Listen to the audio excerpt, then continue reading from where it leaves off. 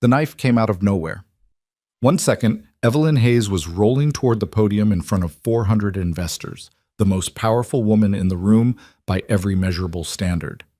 The next second, a man in a hotel uniform lunged at her from the left side of the stage, blade already open, arm already moving.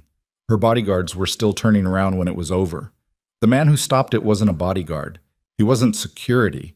He wasn't even supposed to be in that part of the hotel. He was the janitor everyone had been laughing at all morning. If a story like this hits different for you, the kind where the person nobody notices turns out to be the person who matters most, then you're in the right place.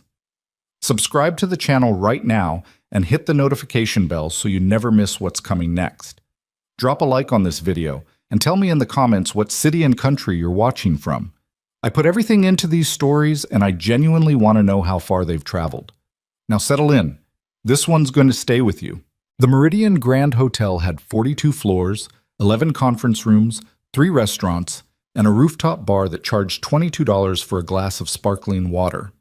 It had hosted foreign dignitaries, a former U.S. Secretary of State, 2 Oscar ceremonies for a film production company that rented the entire East Wing, and more corporate summits than the general manager could count without pulling up a spreadsheet.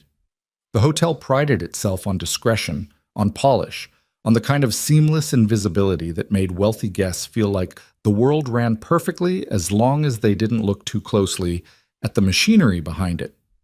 Logan Carter was part of that machinery. He had worked the early shift at the Meridian Grand for 2 years, 3 months, and, as of that Tuesday morning, 11 days.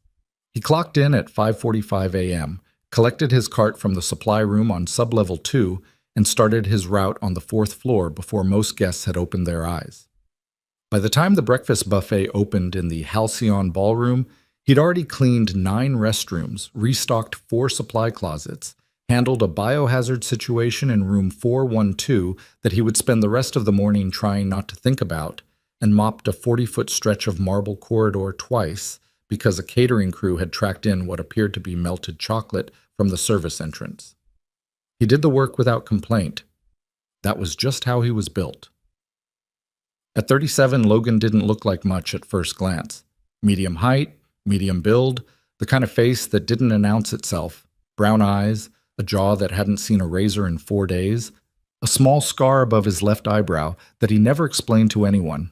His gray coveralls had his name stitched on the left chest pocket in blue thread, though the embroidery had faded enough that it now read Loga. He'd noticed that 3 months ago and hadn't said anything to anyone about getting it fixed. It didn't seem worth the conversation. He pushed his cart past the ballroom entrance just after 8 a.m. and paused, because the setup crew had left a folded tablecloth in the middle of the hallway. Not a safety hazard exactly, but the kind of thing that became one fast when 500 people started moving through a corridor. He picked it up, tucked it under his arm, and kept moving. Through the ballroom's open double doors, he could see the stage crew running cables for the afternoon presentation. Enormous screens, a custom podium built low to accommodate a wheelchair, microphone stands being tested and retested by a sound tech who looked like he hadn't slept since Saturday. The whole room was being dressed like a set, and in a way, Logan supposed, that's exactly what it was. The Meridian Grand Healthcare and Innovation Summit was a 2-day event that drew somewhere around 400 attendees, investors, hospital executives, pharmaceutical representatives, medical device manufacturers, venture capital firms, and the various consultants and assistants and media people who orbited all of them. It was the kind of event where the lanyards had 3 different colors depending on your clearance level, and where the people with the red lanyards moved through the hotel like they owned it, because, in various practical senses, they kind of did. Logan wore no lanyard. He had a staff badge clipped to his breast pocket, photo ID, sub-level access, maintenance authorization, but it was the kind of badge that nobody looked at. That was fine. He wasn't there to be looked at. Evelyn Hayes arrived at 9:12 a.m. in a black SUV that pulled directly into the Meridian Grand's private underground entrance. Logan didn't see her arrive. He was on the 3rd floor when it happened, replacing a burned-out bulb in a supply alcove. But he heard the shift in energy the moment she entered the building. That particular hush that moved through a hotel staff like a wave, the way everyone straightened their posture by half an inch without realizing it. He'd heard her name, of course. Everyone had. Evelyn Hayes, 30 years old, CEO of Novatech Medical, a company she'd built from a graduate school thesis into a billion-dollar operation in under 7 years. Spinal cord injury from a car accident at 24 had put her in a wheelchair permanently, and she'd spent the years since moving faster in that chair than most people moved on 2 legs. The business press loved her. The tech press loved her. She had been on the cover of 3 national magazines in the past 18 months and had declined to appear on a 4th because she didn't like the angle of the interview questions. Logan had no particular opinion about her. She was a guest. A high-profile guest who would generate a lot of foot traffic and require his floor to be clean and stay clean. That was the extent of his professional relationship with Evelyn Hayes as of 9/12 that morning. That would change. The summit's first panel started at 10 a.m. in the Halcyon Ballroom, and by 9:50, the corridors were filling up. Logan worked his way methodically through the 4th-floor hallway, emptying waste bins, wiping down elevator buttons, keeping his cart close to the wall so the red lanyard crowd could move freely. He had learned early in this job that the best version of himself, from the hotel's perspective, was one that people didn't have to navigate around. He was outside the service elevator when he saw the man. Not that there was anything immediately wrong about him. He was dressed in hotel staff attire, white shirt, black trousers, a laminate badge on a lanyard, and he was carrying a conference supply box, the kind catering and AV crews used all the time. He was moving at the right pace. Not too fast, not too slow. His expression was neutral in the practiced way of someone trying to look unremarkable. Logan noticed him the way he noticed most things, without meaning to and without being able to stop himself. The box. The man was carrying it wrong. He had both arms wrapped around the bottom of it, forearms parallel to the floor, wrists slightly inward, the kind of grip you used for something heavier than conference supplies. A box of lanyards and printed programs would be carried loosely, one hand tilted. This box was being held the way you held something you didn't want to shift inside. Logan watched the man turn left at the corridor junction and disappear toward the north service stairwell. He stood there for a moment with his hand on his cart. Probably nothing, he told himself. He kept working. He saw the camera 20 minutes later. He only noticed because it was his job to notice things like misaligned fixtures, loose panels, burned lights, broken tiles, anything that needed a maintenance request. The security camera mounted above the secondary ballroom entrance on the north corridor was tilted 8 degrees off its standard axis. Not dramatically. Not enough that most people would catch it. But Logan had walked that corridor 5 days a week for 2 years, and he knew exactly where that camera pointed, and right now it was pointing at a stretch of ceiling instead of the door beneath it. He stopped. He looked at the camera for a long moment. Then he looked at the door. It was no longer watching. The door was a secondary service entrance to the ballroom, used by catering, AV, and maintenance during setup, but typically locked and alarmed during event hours. Logan crouched, checked the door frame. The magnetic latch indicator light that should have been red was dark. The door looked closed. It wasn't latched. He straightened up and stood very still. The man with the box. The wrong grip. The north service stairwell. The camera tilted away. The door unlatched. Logan had spent 11 years in the United States Navy, the last 7 of those with SEAL Team 8. He had operated in environments where the difference between a suspicious detail and a catastrophic one was measured in seconds.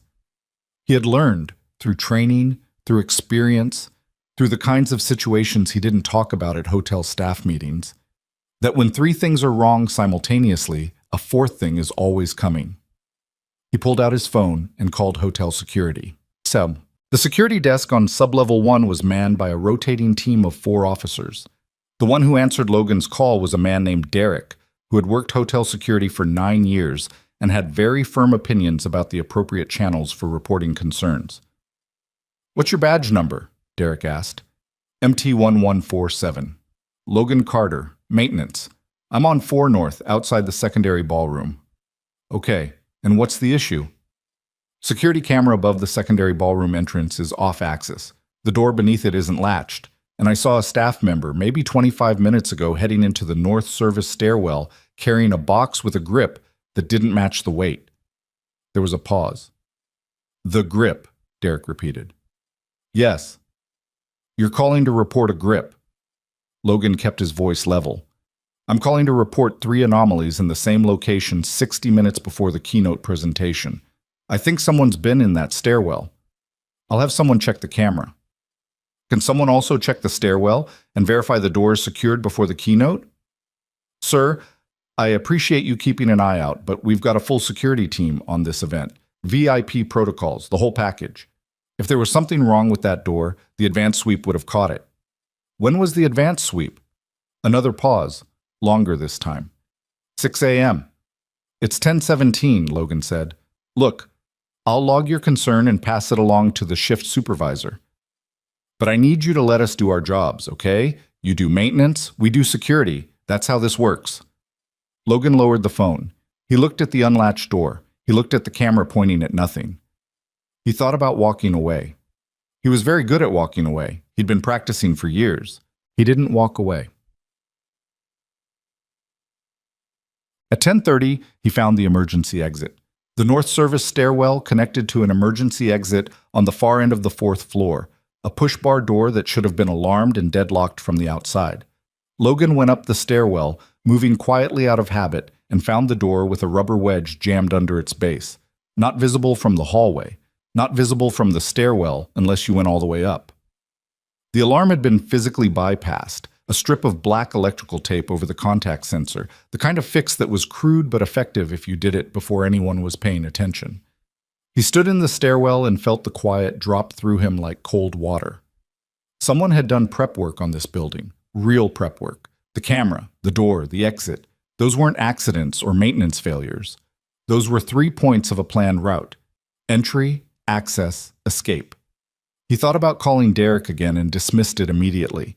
He thought about Evelyn Hayes, who at this exact moment was somewhere in this building preparing to walk into a room with 400 people and no idea that the building's security layer had been quietly taken apart around her. Logan went back down the stairs. Caught. He found the event's head of security near the ballroom entrance, a broad man in a dark suit named Garrett, who wore an earpiece and the particular expression of someone managing too many variables at once.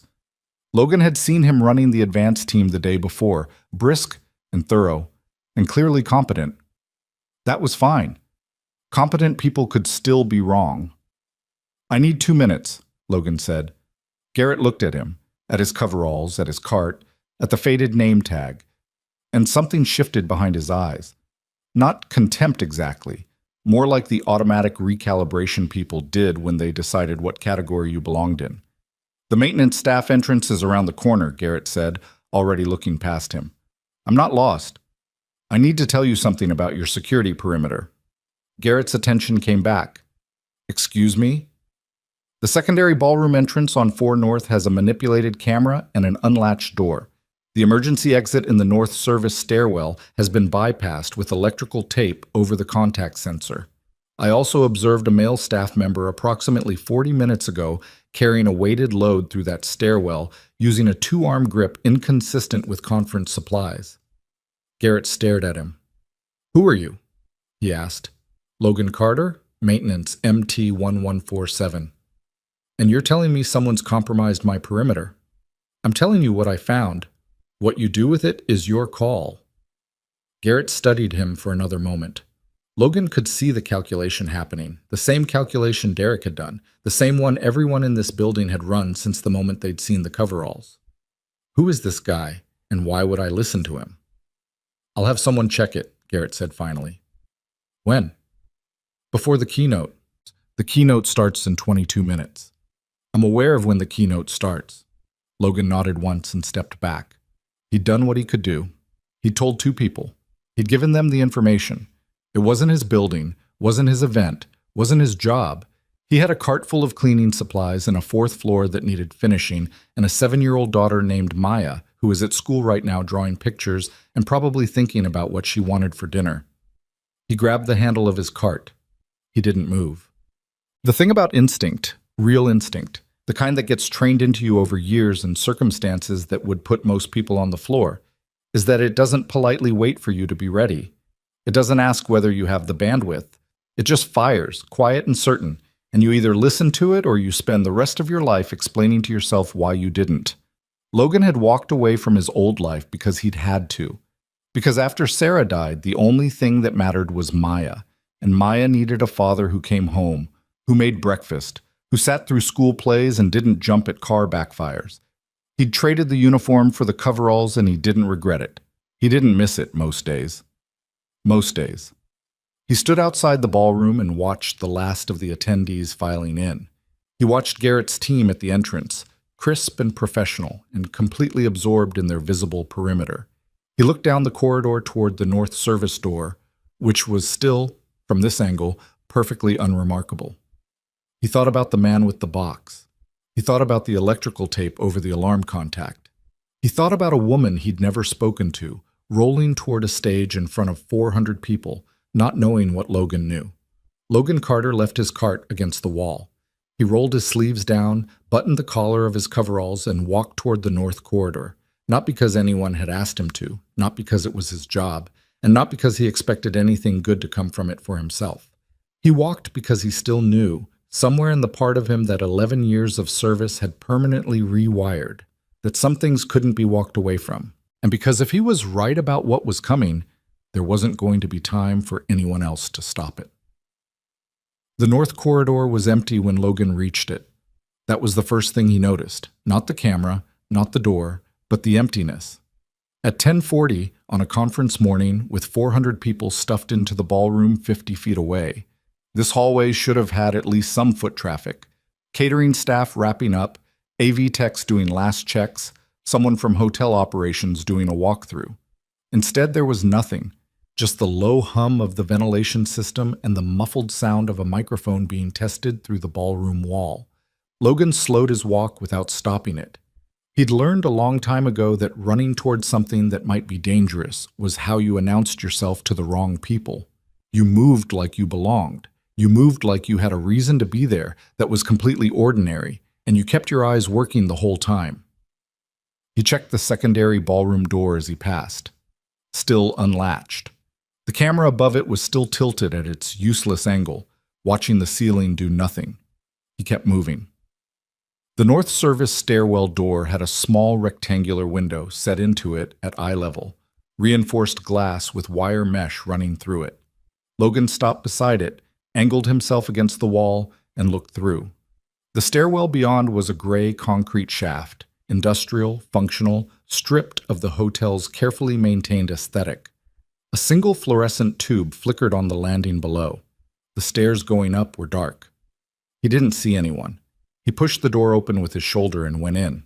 The stairwell smelled like concrete dust and something else, something faintly chemical that didn't belong, that sat underneath the dust smell the way a splinter sits underneath skin. Logan stood on the landing and breathed it in and didn't move for a full 5 seconds, just listening. Ventilation. The distant thrum of the building's mechanical systems 3 floors below. A water pipe doing something rhythmic in the wall. Nothing that sounded like a person. He went up. The 4th floor landing connected to the emergency exit he'd found before, the one with the electrical tape and the rubber wedge. He crouched and checked the wedge. It hadn't moved. The tape was still in place. The door was still cracked open less than half an inch, enough to prevent the latch from engaging, not enough to be visible from outside unless you were right on top of it. He pressed his palm flat against the door and felt nothing. No vibration, no pressure from the other side.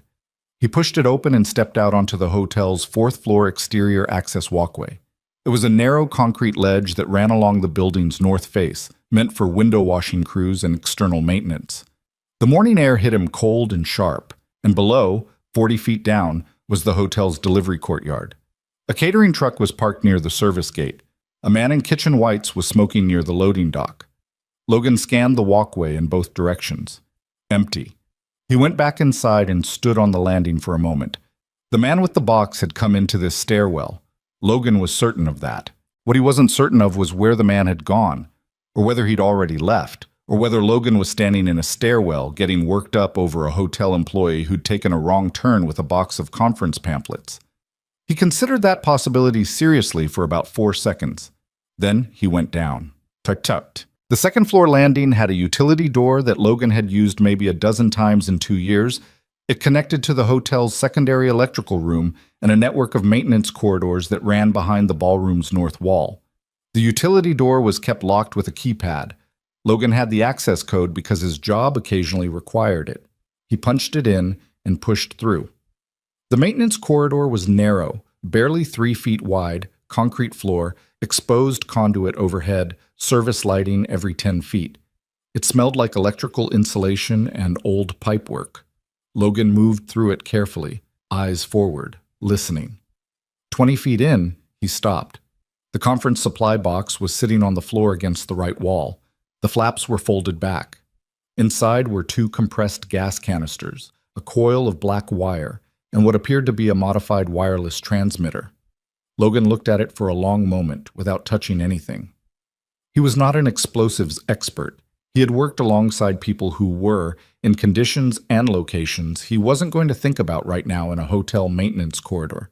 But he knew enough to know what he was looking at wasn't conference supplies, and he knew enough to know he should not touch it, and he knew enough to know that the time for calling Derek in hotel security was approximately 4 hours ago.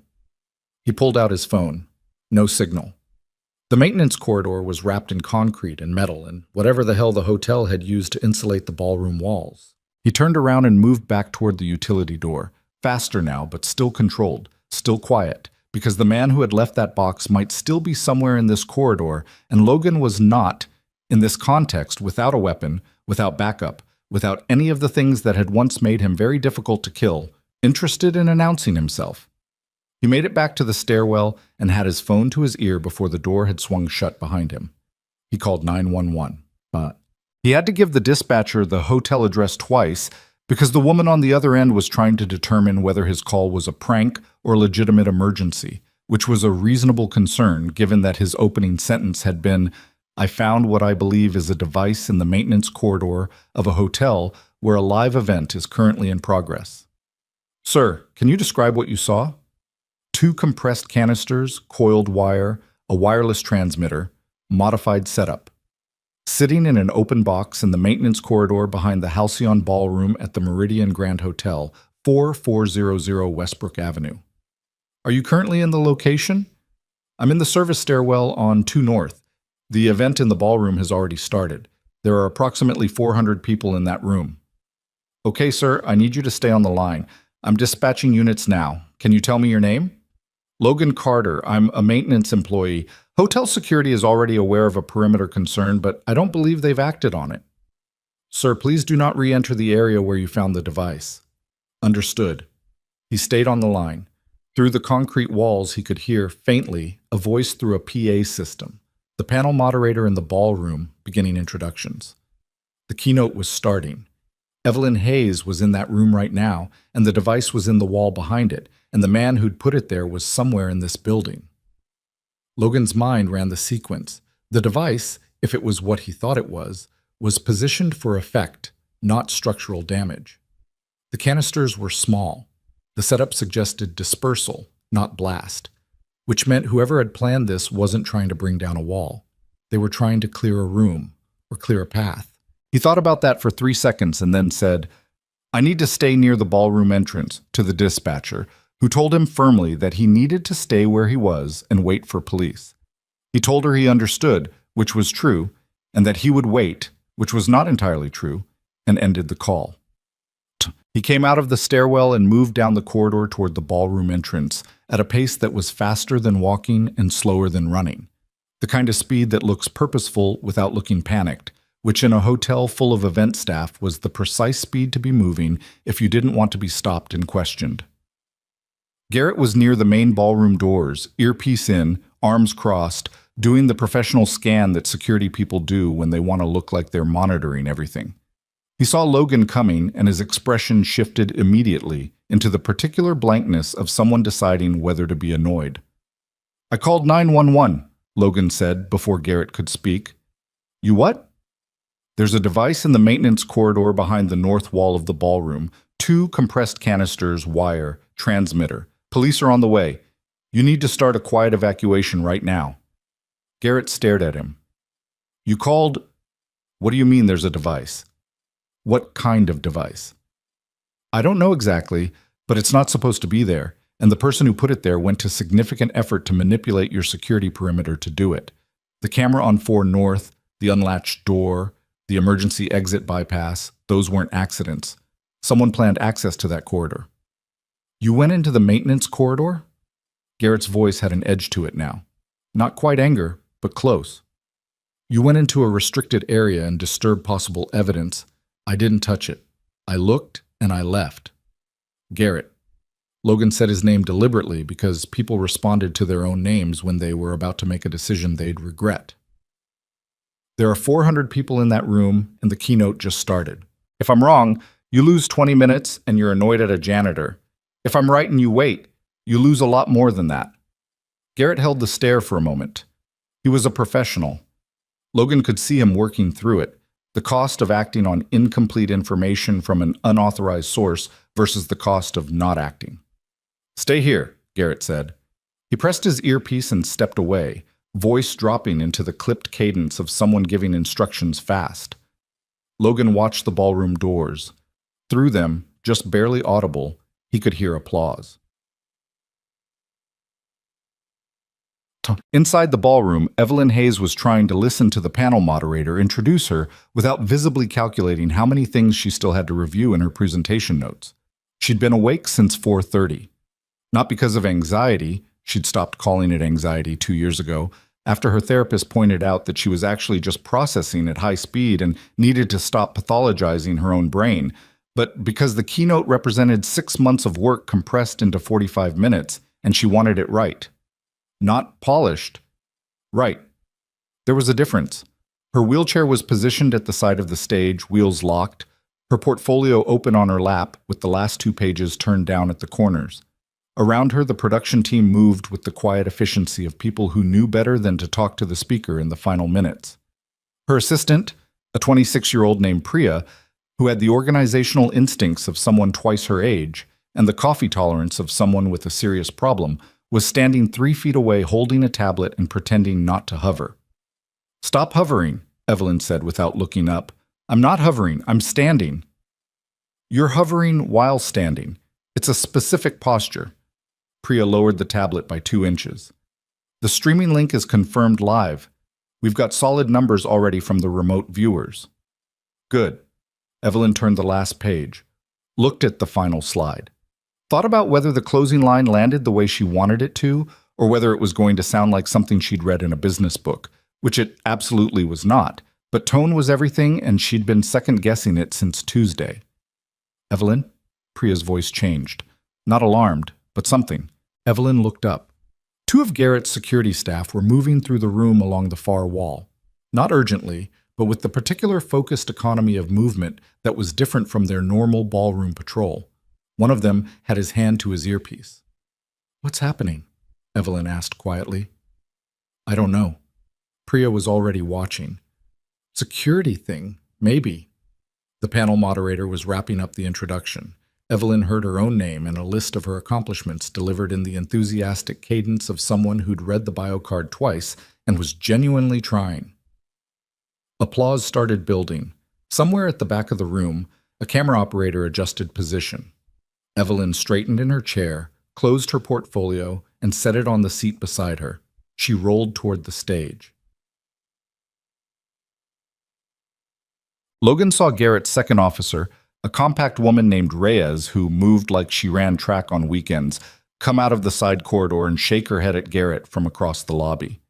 She hadn't found anyone in the maintenance area, or she hadn't found the right area, or she'd looked and not known what she was looking for.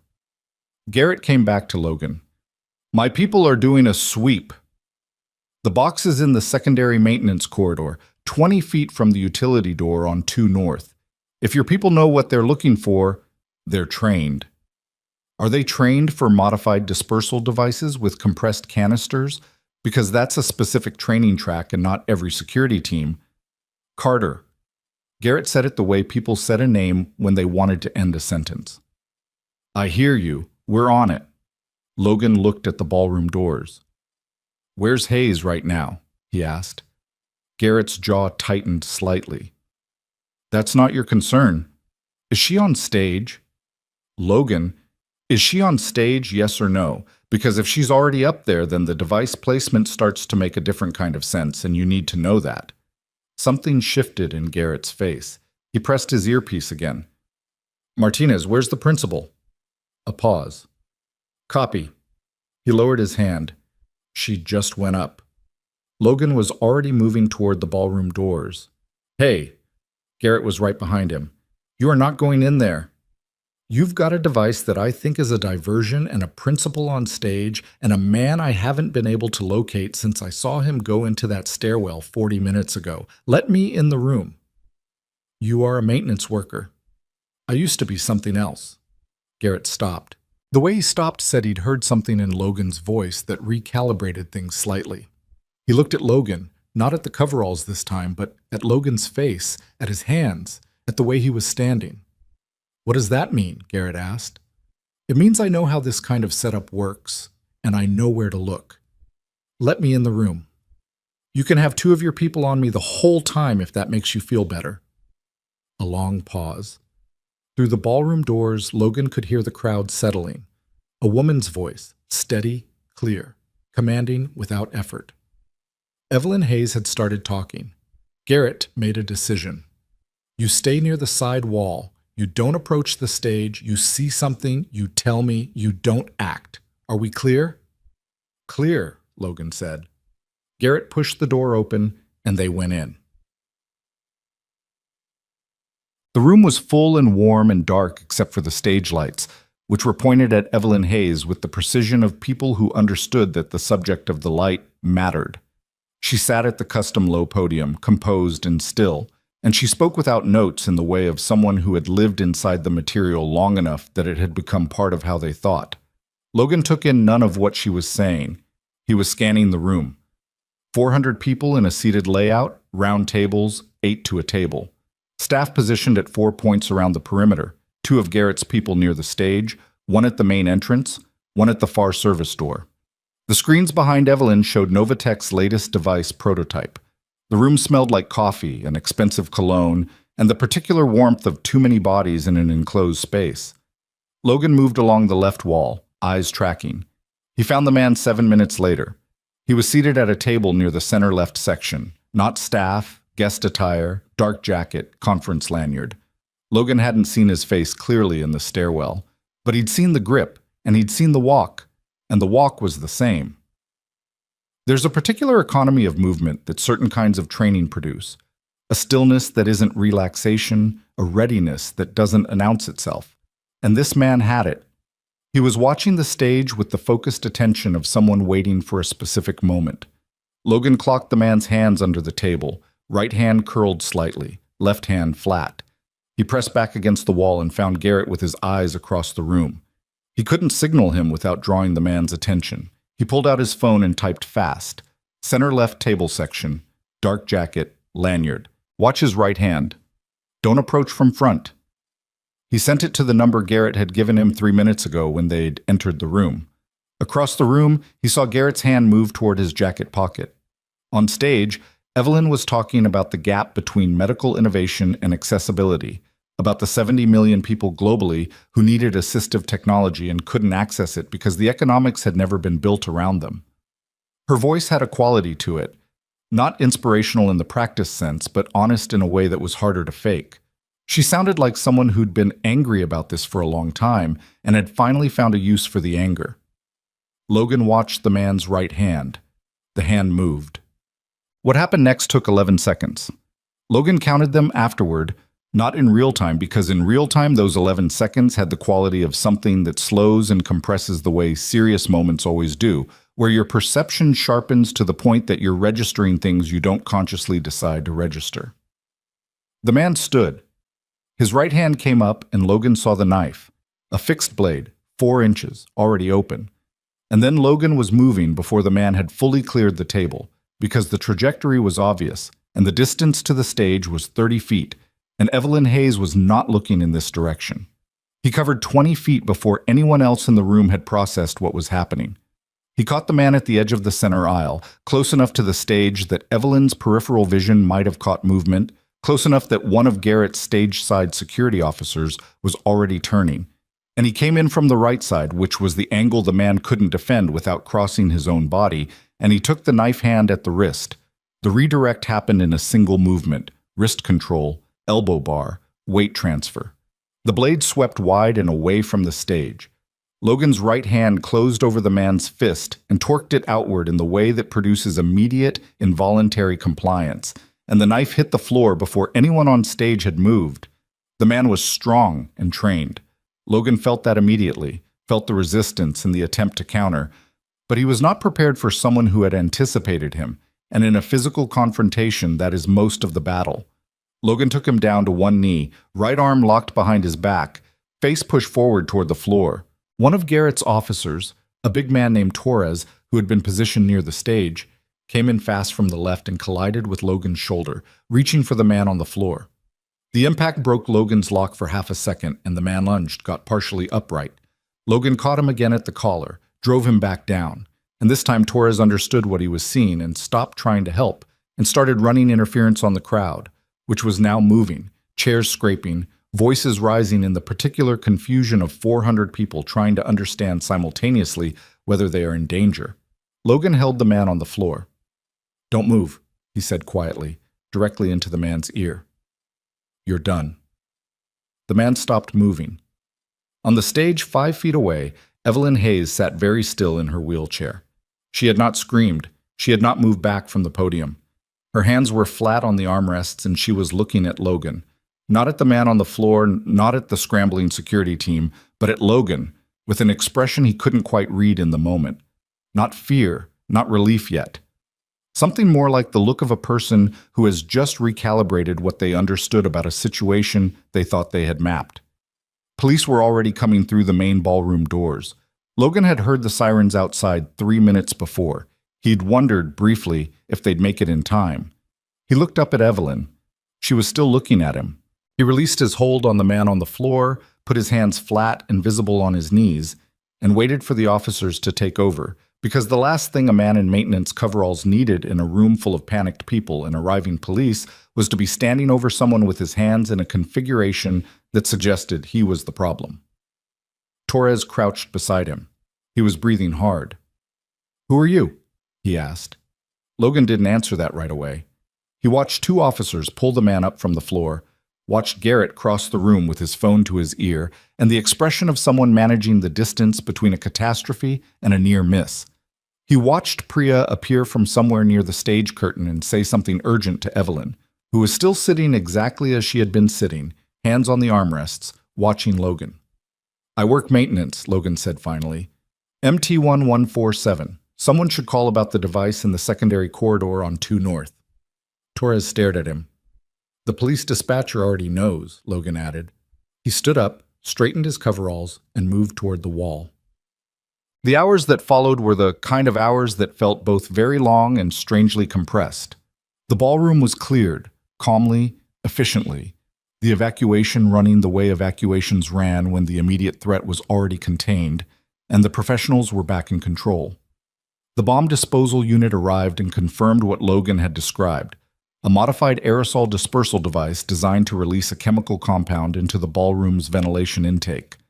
Not lethal, the lead tech said, but enough to cause mass respiratory distress, and more importantly, enough chaos to cover whatever the main event was actually supposed to accomplish. The man Logan had taken down was identified through his fingerprints as a contract operative with a history in private security that the investigators described, with impressive understatement, as irregular. The person who had hired him, and why, was not something Logan would learn about for several more days. He spent 2 hours in a 4th-floor conference room with 2 detectives, one from the city's major crimes unit and one from the FBI field office 40 minutes away, who had driven over fast enough to still be slightly out of breath when he sat down. Logan told them everything in the order that it had happened, without embellishment, without the kind of retrospective certainty that people added to stories after the fact, to make themselves sound smarter than they'd actually been. He told them about the grip on the box. He told them about the camera and the door. He told them he'd called hotel security first, and then 911, and then gone back to the corridor because he hadn't been able to reach anyone who was moving fast enough. "What's your background?" the FBI agent asked. His name was Callahan, and he had the patient, slightly tired look of someone who had interviewed a lot of people in a lot of conference rooms. Maintenance, Logan said. Callahan looked at him steadily. Logan looked back. Prior to maintenance, Callahan said. Navy. I separated in 2019. What rate? Logan told him. Callahan wrote it down without reacting, which was the correct reaction and also the only reason Logan had any confidence that Callahan was good at his job. And you didn't think that information was relevant to share with hotel security when you initially reported? Callahan asked. I didn't think it would help me get taken seriously, Logan said. I thought I was more likely to get taken seriously as a guy who noticed something than as a guy with a service background they couldn't verify in 60 seconds. Callahan considered that. Were you right? Logan thought about Derek on the phone. He thought about Garrett's expression the first time he'd looked at the coveralls. He thought about Torres asking, "Who are you?" while the man was still on the floor. Probably, Logan said. Callahan wrote something down. Okay, we're going to need you available for follow-up. Don't leave the city. I've got a daughter at school. I'm not going anywhere. He said it plainly, the way he said most things, without expecting it to land any particular way. But Callahan looked up from his notepad for a moment, something brief and human in the professionalism, and nodded once. Understood, he said. Logan left the conference room at 2:15 p.m. His shift had officially ended at 2.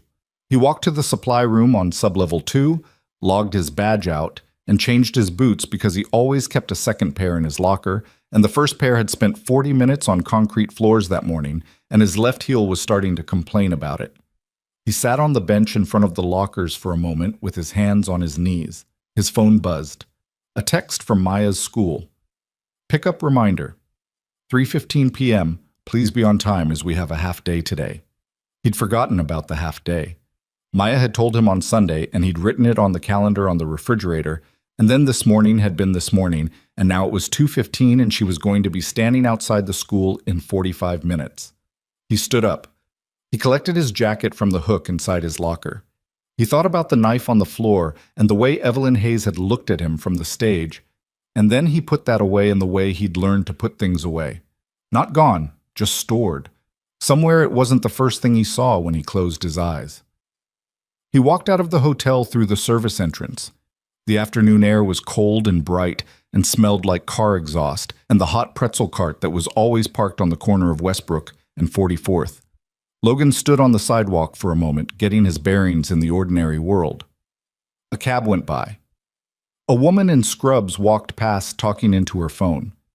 Down the block, someone was unloading furniture from a rented truck with the particular frustration of a couch that wouldn't fit through a doorway. He started walking toward his car. He was most of the way there when he heard someone say his name. He turned. Priya was standing on the sidewalk 15 feet behind him, slightly out of breath, her tablet clutched against her chest. She looked like she'd been moving fast. Ms. Hayes wants to speak with you, she said. Logan looked at her. She was pretty clear about it, Priya added. She said, and I'm quoting directly, "Don't come back without him." Logan checked his watch. He had 40 minutes before school pickup. Tell her I'm available tomorrow, he said. Priya blinked. She's the CEO of... I have to pick up my daughter, Logan said. Not unkindly, just as a fact, the same way everything was just a fact. Tell her I'll come back tomorrow morning. She can have 30 minutes before my shift starts. He turned and kept walking toward his car. Behind him, he heard Priya say something into her phone. Then, after a pause, a short sound that might have been a laugh, quiet, surprised, possibly the first one she'd had all day.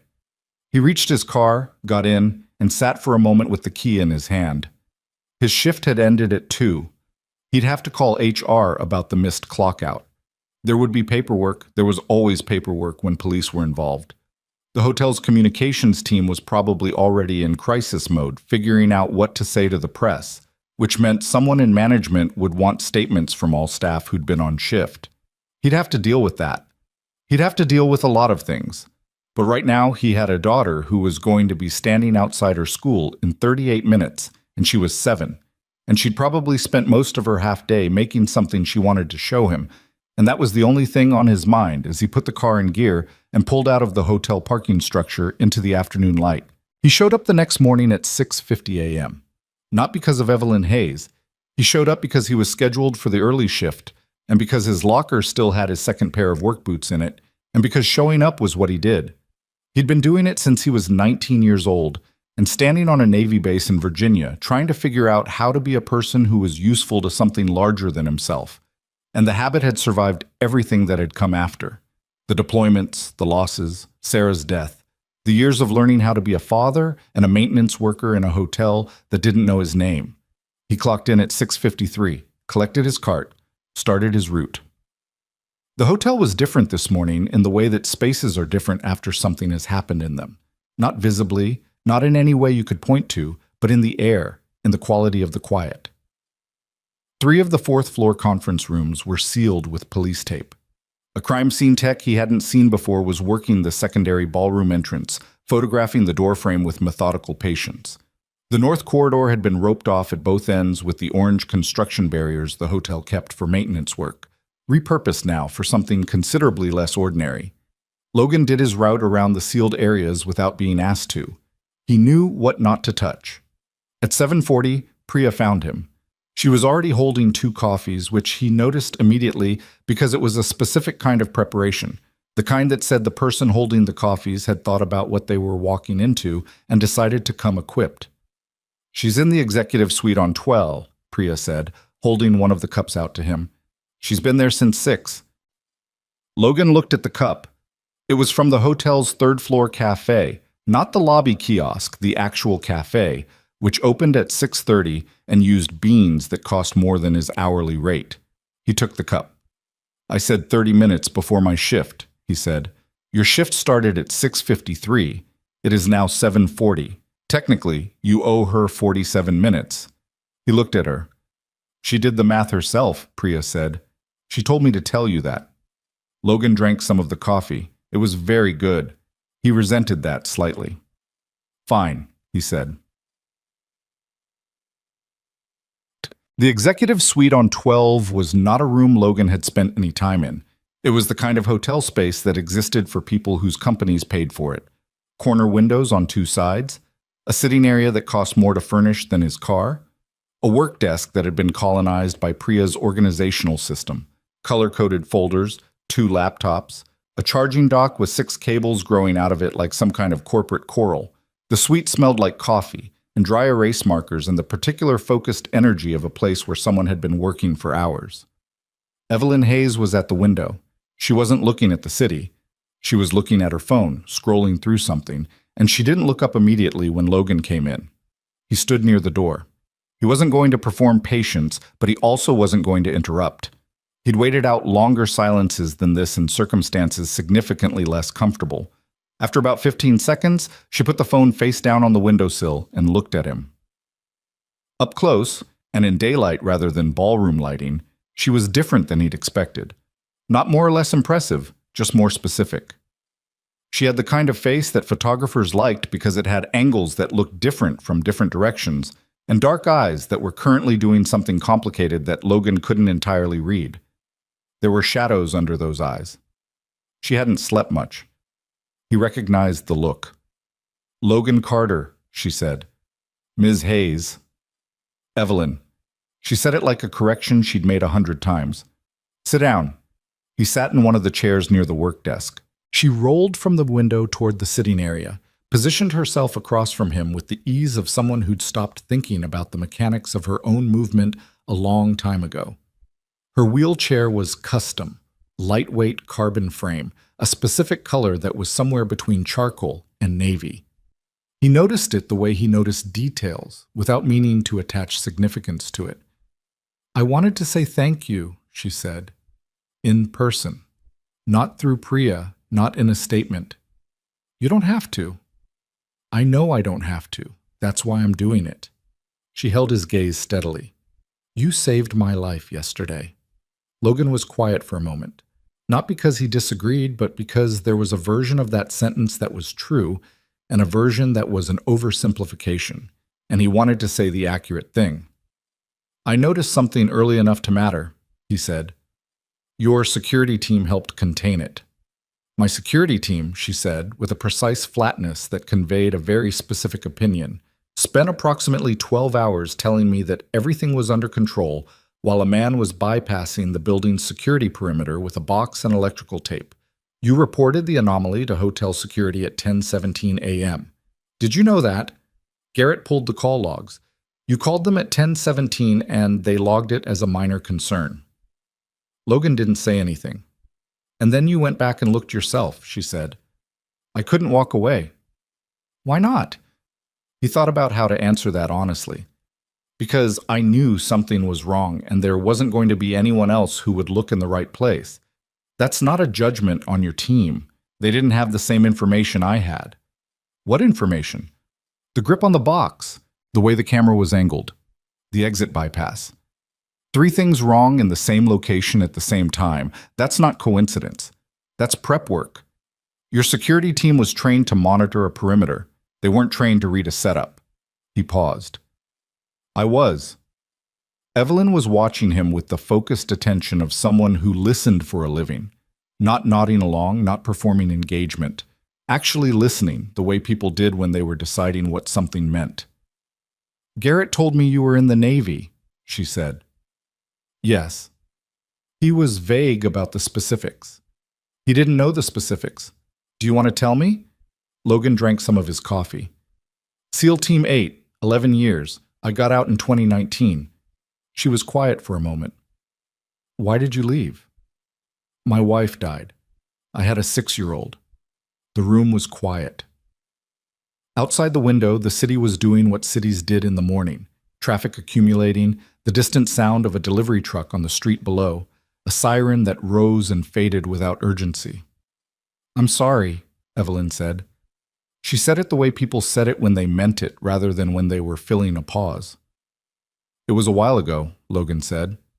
Not to dismiss it, just as the fact it was. She nodded once, accepting that. And now you work maintenance at this hotel. 3rd year, almost. Is that? She stopped, reconsidered whatever she'd been going to say. That's not a judgment. I'm trying to understand the distance between who you were and where you are. There's no distance, Logan said. I chose this. I wanted a job that let me be home by 3:30. My daughter gets out at 3:15. Something in Evelyn's expression shifted. A small adjustment, almost imperceptible, like a calculation that had just come in differently than expected. What's her name? She asked. Maya. How old? 7. She'll be 8 in April. Evelyn looked at him for a moment longer. Then she picked up her phone from the side table, looked at something on it, put it down again. It was the first time she'd broken eye contact since he'd sat down, and he understood it as the unconscious move of someone who needed a half-second to collect a thought they weren't sure they wanted to say out loud. I want to offer you a position, she said. Logan waited. Not security. I have a security team. What I don't have is someone I trust to tell me when the security team is wrong. She held his gaze. I want you to be my head of corporate safety. It's a newly created role. I'm creating it specifically because of yesterday. I need someone who thinks about danger the way you think about danger. Someone who looks at a building and sees what the building is hiding. Logan was quiet long enough that Priya, who was standing near the desk pretending to look at her tablet, shifted her weight slightly. I'm a maintenance worker, Logan said. You were a SEAL operator for 11 years. That's not the same as corporate security architecture. I know what it's not, Evelyn said. What it is someone with an instinct set I can't recruit for and a track record I watched happen 6 feet from my face. She said it without heat, clean, direct. The salary is 3 times what you're making here. The hours are structured so you have flexibility for pickup at 3:15. I have offices in this city. You wouldn't have to relocate. Logan set his coffee cup down on the desk. I'm going to need to think about it, he said. I expected that. It's not a no. I know it's not a no, she said. A no would have come faster. He looked at her. She looked back at him with the steady patience of someone who had learned how to wait for things that mattered and not apologize for wanting them. Give me a week, he said. You have a week. He stood. She didn't try to extend the conversation, which he respected. People who knew how to end a meeting were people who understood that pressing too hard on something that needed time was how you broke it. He was almost to the door when she said, "Logan?" He turned. "Yesterday," she said. "When it was happening. The knife." She paused, choosing her words with the same precision she'd use on a quarterly report. "You came from my left. You were already moving before anyone else in the room had processed what was happening. How long had you been watching that man?" "About 7 minutes," Logan said. "Once I was in the room." "That's all?" "That was enough." She nodded slowly. He could see her filing it away, integrating it into whatever model she was building in her head. He'd seen that quality in maybe 4 or 5 people in his life, the ability to take new information and let it actually change what they already thought, rather than just bolting it onto the side. 7 minutes, she said again quietly. Not to him this time, to herself. Logan left. The police investigation moved faster than he'd expected, which meant it had resources behind it that didn't usually attach to hotel security incidents. By Thursday, 2 days after the summit, Callahan called Logan's cell phone at 8 a.m. and asked if he had an hour. Logan was in the school parking lot waiting for the drop-off line to move. "I can be there by 9:30, he said. "The field office on Garrison Street, 2nd floor. Ask for me at the desk." "What's this about?" "Background on the man you detained, and some questions about your conversation with hotel security prior to the incident." "Am I in trouble?" There was a brief pause. "No," Callahan said. "You're pretty much the opposite of in trouble." Logan drove to school pickup in the afternoon, replaying that conversation, which was a thing he did. Turned things over in his mind the way you turned a stone in your hand, checking all the surfaces. Maya sat in the back seat eating a cereal bar and talking about a girl in her class named Destiny who had said something at lunch that Maya found philosophically troubling. "She said that dogs don't have feelings," Maya said. "She said they just do things." "What did you say?" "I said that's not right. Cooper has feelings." Cooper was their neighbor's golden retriever, who Maya had appointed herself the primary emotional advocate for approximately 1 year ago. "You're right," Logan said. "She said I didn't have proof." "What kind of proof were you thinking?" Maya chewed her cereal bar. "I said, when I'm sad, Cooper puts his head on my knee. He doesn't do that when I'm happy." Logan drove. He thought about that for a moment. "That's a good argument," he said. "I know." She wasn't being arrogant. She was just factually satisfied with her own reasoning, the way 7-year-olds were when they believed in what they'd said. He'd missed that quality when he'd been away. Not in a painful way, just in the way you miss something that turned out to be irreplaceable. He pulled into their parking space and turned off the engine. Maya climbed out and went ahead to the door, backpack bouncing, still talking about Destiny's epistemological deficiencies. Logan sat in the car for a moment. He thought about the offer, 3 times his current salary, structured hours, staying in the city. He turned the stone over. He checked all the surfaces. The FBI field office on Garrison Street was the kind of building that had been built in the 90s to look serious, and had succeeded at looking serious while failing at everything else architectural. Callahan met him in the lobby and walked him upstairs without much ceremony. The meeting room was small and had a whiteboard with something covered by a pull-down paper sheet, the kind of deliberate obscuring that told Logan he was about to be shown something in sequence rather than all at once. There were 3 people in the room: Callahan, a woman from the city's organized crime unit named Vasquez, who had the efficient handshake of someone who'd made a lot of first impressions, and a younger analyst whose name Logan didn't catch, but who was running a laptop with 2 external monitors. "We identified your man," Callahan said, settling into a chair. "His name is Marcus Drell, 41 years old, former private military contractor. Did work in Eastern Europe and Southeast Asia through a company called Irongate Solutions, which is a name you will not find in any public registry because it was dissolved and reformed 3 times in 8 years under different names." He paused. "Irongate has known associations with corporate espionage, specifically with operations targeting medical technology companies." Logan looked at him. Novatech. Drell had a contract that we've partially reconstructed from his communications. He wasn't hired to kill Evelyn Hayes. Callahan said it the way he said most things, flat, without editorializing. He was hired to incapacitate her during a high-profile public event. The dispersal device was the primary mechanism.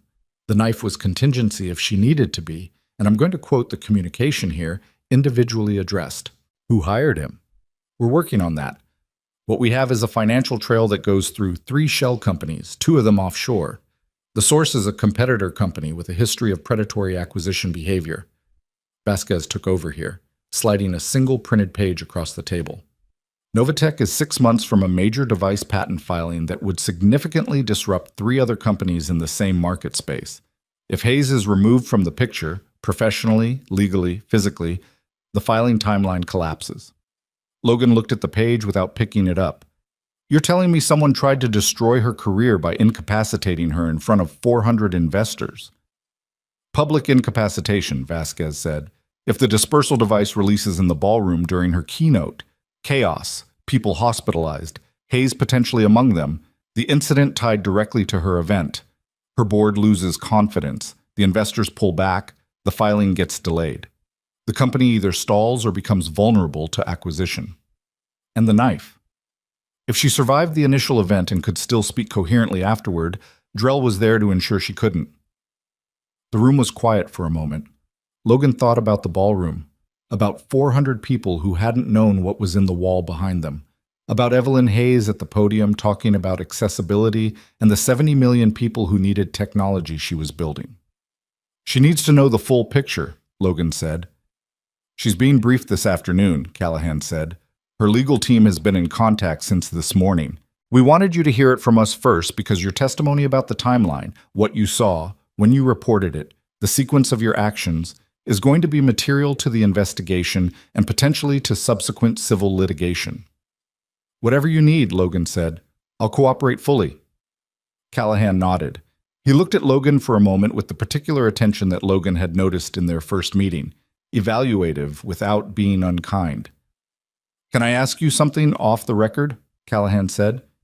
You can ask. When you went back to the ballroom, after hotel security didn't act, after you called 911, you made a choice to go back in rather than wait outside. Yes. Why? Logan thought about how to say it accurately. Because I knew where he was going to go, and I knew what he was going to do when he got there, and I was the only person in that building who knew both of those things at the same time. If I waited outside, the information died with me, for however long it took for someone else to see what I'd already seen. He paused. I didn't go back in because I wanted to. I went back because the math didn't work any other way. Callahan wrote something in his notepad. He had a way of writing that suggested he was recording something precisely rather than summarizing, the slow, deliberate movement of someone who cared about getting words right. Okay, Callahan said. That's all I needed. Evelyn called him that evening. Logan was in the kitchen making dinner. Nothing impressive.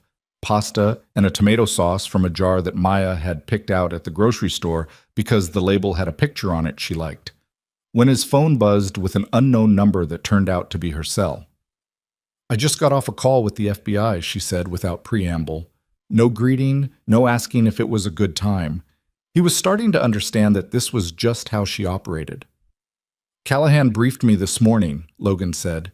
He turned the heat down under the sauce. Then you know what this was. Her voice was different from the morning in the hotel suite. Not less controlled, but something underneath the control was running harder. This wasn't random. Someone mapped out a 6-month strategy to remove me from my own company. Yes. They were going to do it in front of 400 people. That was the point, Logan said. Maximum visibility. Maximum impact on the board and the investors. There was a pause on her end. He could hear the ambient sound of wherever she was, a hotel room, probably still at the Meridian Grand, which struck him as a choice that said something about her he hadn't expected. Staying at the scene, not running. Are you angry?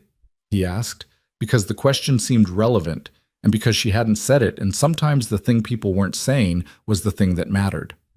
Yes. No hesitation. I'm also... She stopped. I don't know what the other thing is yet. I'll figure it out and tell you when I do. That's fair. Another pause. He heard Maya in the living room doing something with her colored pencils. She'd been working on a drawing for 3 days, some elaborate scene involving horses and what appeared to be a space station, the internal logic of which Logan had stopped trying to understand.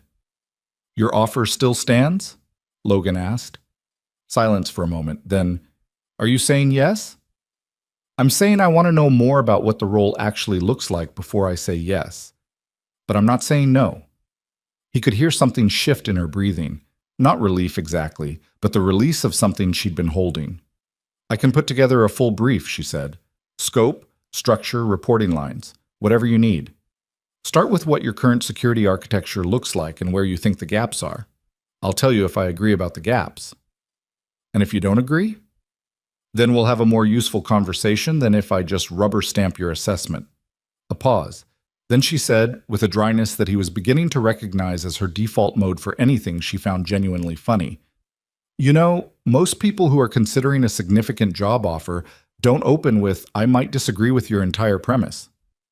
I'm not most people, Logan said. No, she said. You're really not. Us. The next morning, he was back on his route by 6:50. He told himself it was because he hadn't formally resigned yet, and it would be unprofessional to just stop showing up. He told himself it was because the 4th floor still needed to be cleaned regardless of whatever was happening in executive suites and FBI field offices and evening phone calls that ran longer than he'd planned. Both of those things were true, and also not entirely the reason. He liked the work. He always had, though he'd never said that to anyone because it was a hard thing to explain in a way that didn't sound like he was performing contentment.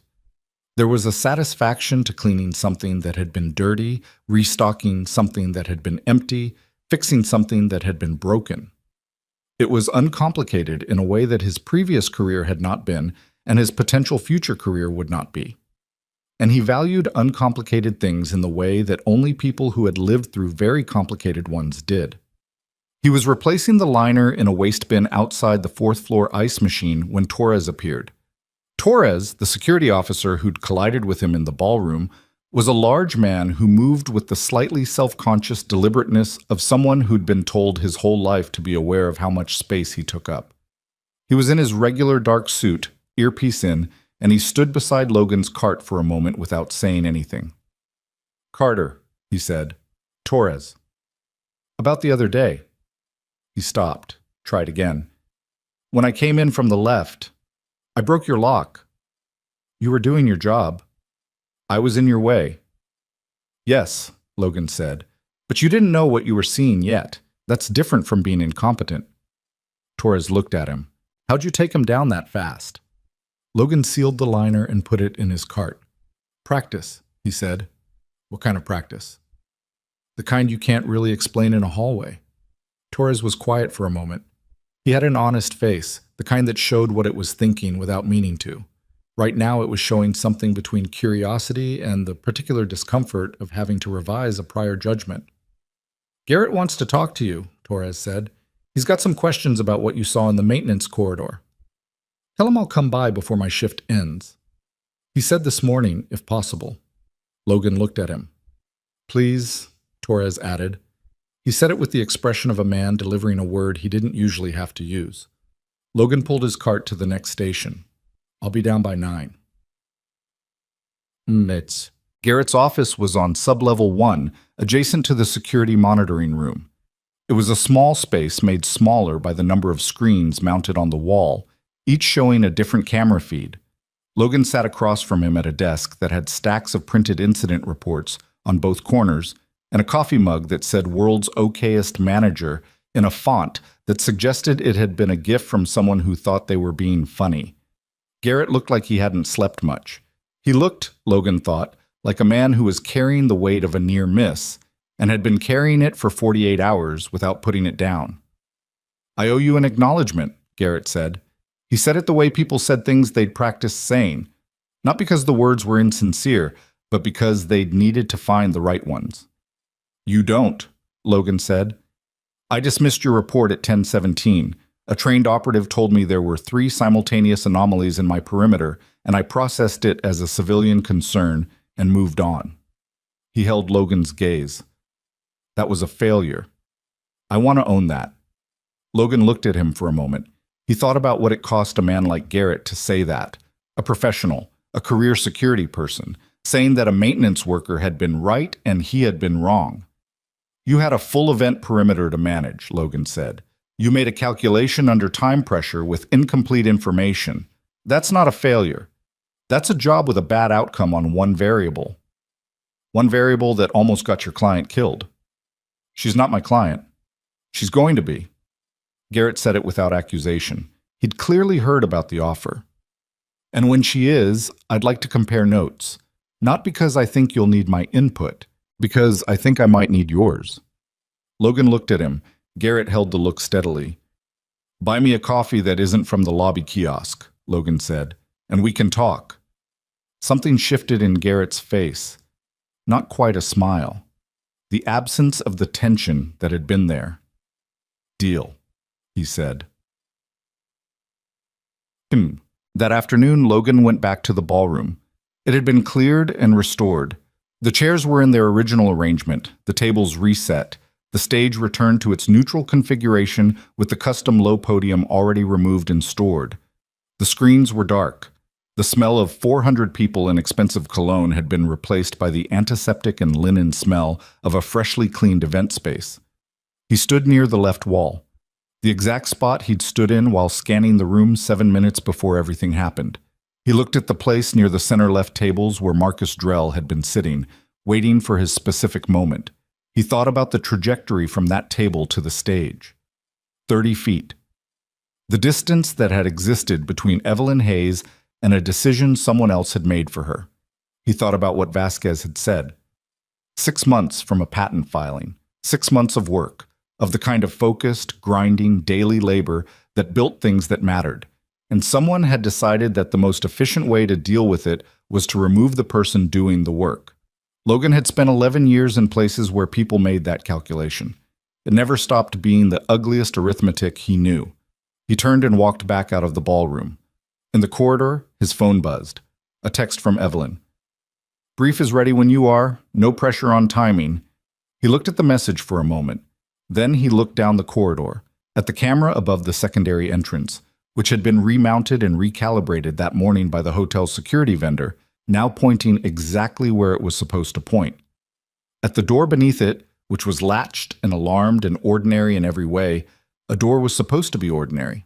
He thought about what it meant to protect something, not just in the immediate physical sense, the knife, the 11 seconds, the body between the threat and the person who mattered, but in the longer sense, the structural sense, the kind of protection that meant building something solid enough that the 11 seconds never had to happen. He texted back, tomorrow morning, 6:30. Coffee's on me. He pocketed his phone and went back to his cart. He had 3 more hours on his shift, and the second-floor restrooms on the east corridor still needed attention, and Logan Carter was not the kind of man who left a job half-finished. He brought the coffee from the place on the corner of Westbrook and 44th, the pretzel cart guy's neighbor, a narrow shop with no seating, and a hand-lettered menu board and coffee that cost $4 and was worth every cent of it. Too black, because he didn't know how she took hers, and he wasn't going to guess. Evelyn was already in the hotel's third-floor meeting room when he arrived at 6:28. She had a laptop open and a printed document on the table in front of her, and she was reading something on her phone with the focused expression of someone processing information they weren't entirely happy about.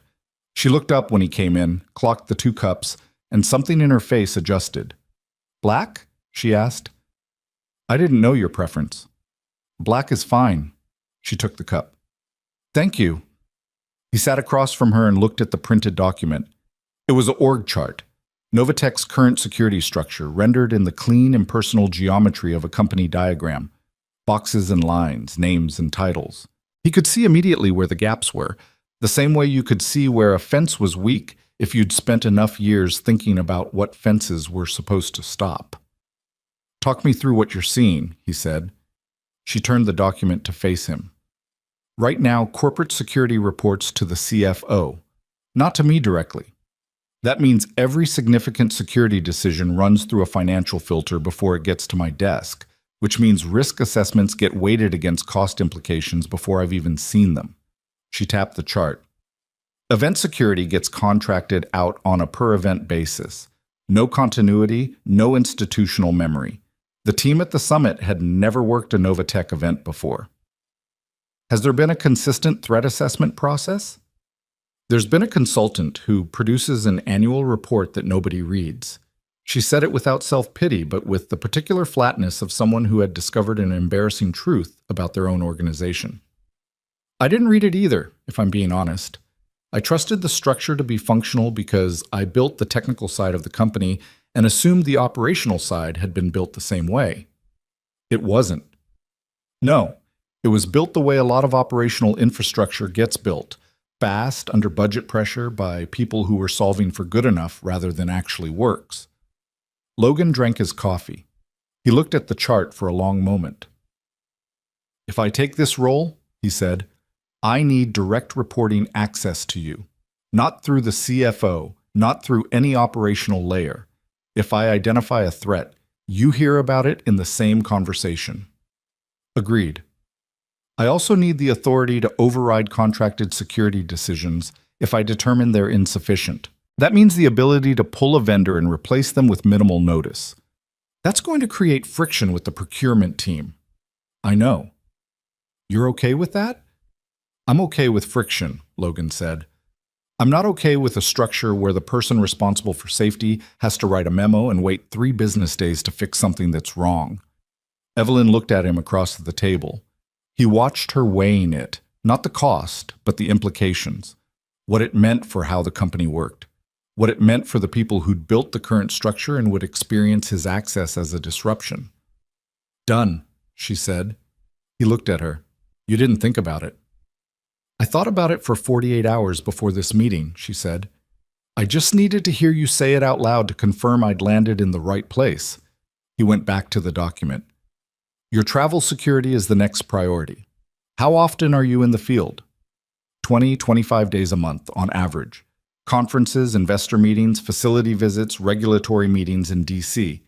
I have a standard 2-person security detail when I travel, contracted through the same firm that staffed the summit. Same firm. Yes. A pause. I know. That contract ends when I start, Logan said. I'll assess and rebuild the travel protocol from scratch. It'll take 6 to 8 weeks to have something solid. During those 6 to 8 weeks? During those 6 to 8 weeks, you reduce your public schedule to confirmed, controlled environments only. Nothing open access. Nothing where the attendee list isn't verified in advance. Her expression changed slightly. Not resistance. Something more specific than that. The look of someone being told their movement was about to be limited and who had strong feelings about limited movement. I understand that's frustrating, Logan said. I've been managing my own mobility limitations for 6 years, she said, with a precision that told him exactly where that sentence had come from and how much weight it was carrying. Being told to limit my presence further is not a small thing. I know it isn't, he said. I'm not asking you to disappear. I'm asking you to give me 8 weeks to build something that means you don't have to disappear ever again. He held her gaze. After that, you go wherever you want, and I'll make it work. She looked at him for a long moment. 8 weeks, she said. Maybe 7, if your team cooperates. They'll cooperate. She said it with the quiet certainty of someone who knew exactly what leverage she carried in her own organization. He nodded and picked up his coffee. They sat in the particular silence of 2 people who had just negotiated something real and were letting it settle before they moved on to the next thing. Can I ask you something that isn't about the job? Evelyn said. You can ask. The morning of the summit, you reported to hotel security at 10:17. They dismissed it. You could have called 911 immediately and waited outside. Most people would have. I called 911 after the corridor, Logan said, after I found the device. But you went to the corridor first. You went looking, alone, without backup, in a situation that could have put you directly in front of an armed operative. Yes. Why? He thought about how to answer that the right way, not the modest way, Not the way that made it sound like instinct without explanation, but the actual way. Because information decays, he said. When something is happening, the window where you can act on what you know is a specific size. If I'd gone outside and waited, everything I knew about the location of the device, the route the operative had used, the specific vulnerabilities in the security perimeter, all of that was time sensitive. The police would arrive without it. The hotel security would keep not having it. The only way to make sure it mattered was to go get confirmation fast enough that someone could use it. That's a very rational explanation for something that could have gotten you killed. Most decisions that could get you killed have a rational explanation, Logan said. That's not usually the thing that makes them hard. She looked at him. What makes them hard? He was quiet for a moment. He thought about a maintenance corridor with bad lighting and the chemical smell underneath the concrete dust. He thought about the rubber wedge under an emergency exit door. He thought about 11 seconds in a ballroom. The part where you do it anyway, he said. He gave his notice at the hotel on a Thursday, effective in 2 weeks. The HR manager, a woman named Celeste, who had processed a remarkable amount of paperwork in Logan's 3 years, and had once told him that she'd never had a maintenance employee with cleaner incident documentation, looked at his resignation form with an expression that suggested she already knew where he was going, which he hadn't told anyone. Novatech? She asked. He looked at her. The whole hotel knows, she said, not unkindly. You saved the CEO at our conference. It would be weird if she didn't try to hire you. I'm not confirming or denying, Logan said. Celeste stamped the form. Good luck, she said. I mean that. You were one of the decent ones. He thanked her and left. He stopped at the supply room and picked up his cart because he had 11 working days left and the 4th floor wasn't going to clean itself. The first time Maya heard about the new job was on a Saturday morning, which was the day Logan had designated for conversations that needed space around them. He made pancakes, not from a mix because Maya had a strong and clearly stated opinion about mixed pancakes, and waited until she'd had 2 before he said anything. She was drawing on a napkin. She did this at every meal. The napkin drawings had accumulated in a shoebox in her closet that Logan could not bring himself to throw away. I got a new job, he said. Maya looked up. At the hotel? No, different job. At a company called Novatech. What kind of company? Medical technology. They make devices that help people. Maya considered this. What would you do there? Keep people safe, Logan said. Like I was doing before, but different, more organized. She was quiet for a moment, drawing something on the napkin. He couldn't tell what it was yet. It was in the early stage where it could have been anything. Before when? She asked. He looked at her. She was looking at the napkin, not at him, which with Maya usually meant the question was more serious than it sounded. When I was in the Navy, he said. She nodded slowly. She knew about the Navy in the way that children know about things their parents have mentioned around the edges. Not fully, but enough to understand it was a real thing that had existed before her specific memory started. Do you want to? She asked. Yes, he said.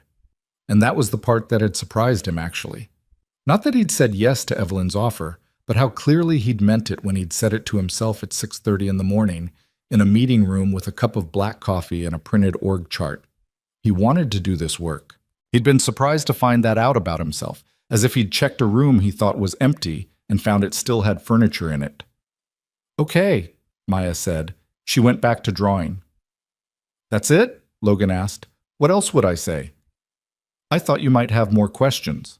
Maya looked up. Will you still pick me up at 3:15? Yes. Then it's fine. She looked back at the napkin. Can I have another pancake? He got her another pancake. His last week at the hotel had a quality he hadn't expected. Not sentimental exactly, but attentive. He paid more attention to the work than he usually did, which was saying something given that he'd always paid considerable attention. He noticed the particular weight of a full waistliner versus an empty one, the precise amount of pressure needed on the floor buffer to avoid leaving swirl marks on the marble, the way the 4th floor vending machine always jammed slightly on the 3rd selection from the left and needed a specific angle of pressure to release it. He'd learned this building over 3 years. He'd learned its rhythms and its weaknesses and its particular way of being a place where people moved through, not staying, just passing, carrying their lives through its corridors in brief transactional moments. There was something honest about that, he'd always thought. No one was pretending to be permanent here. On his second to last day, Torres found him in the corridor again. "Heard you're leaving Friday," Torres said. "Yes." Torres nodded. He had a way of nodding that communicated more than the nod itself. This one conveyed acceptance plus something he wasn't going to articulate.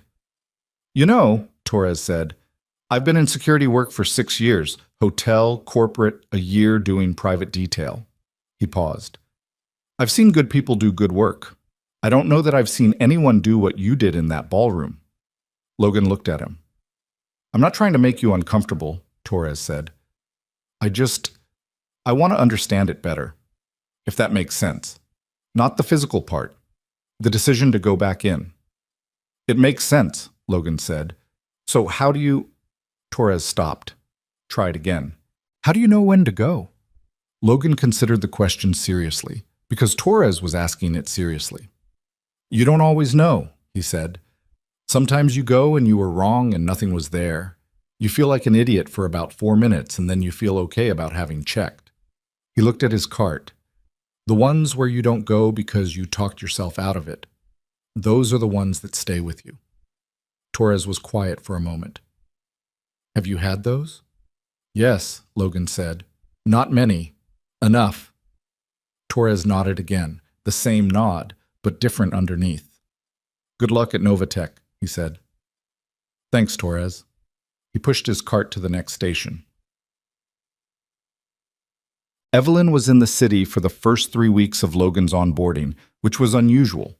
She was typically between cities on a schedule that Priya tracked with a color-coded calendar system that Logan did not fully understand but had decided to trust. She'd cleared the time deliberately, which he understood without being told. She wanted to be available while he was building the new structure. She wanted to be part of it.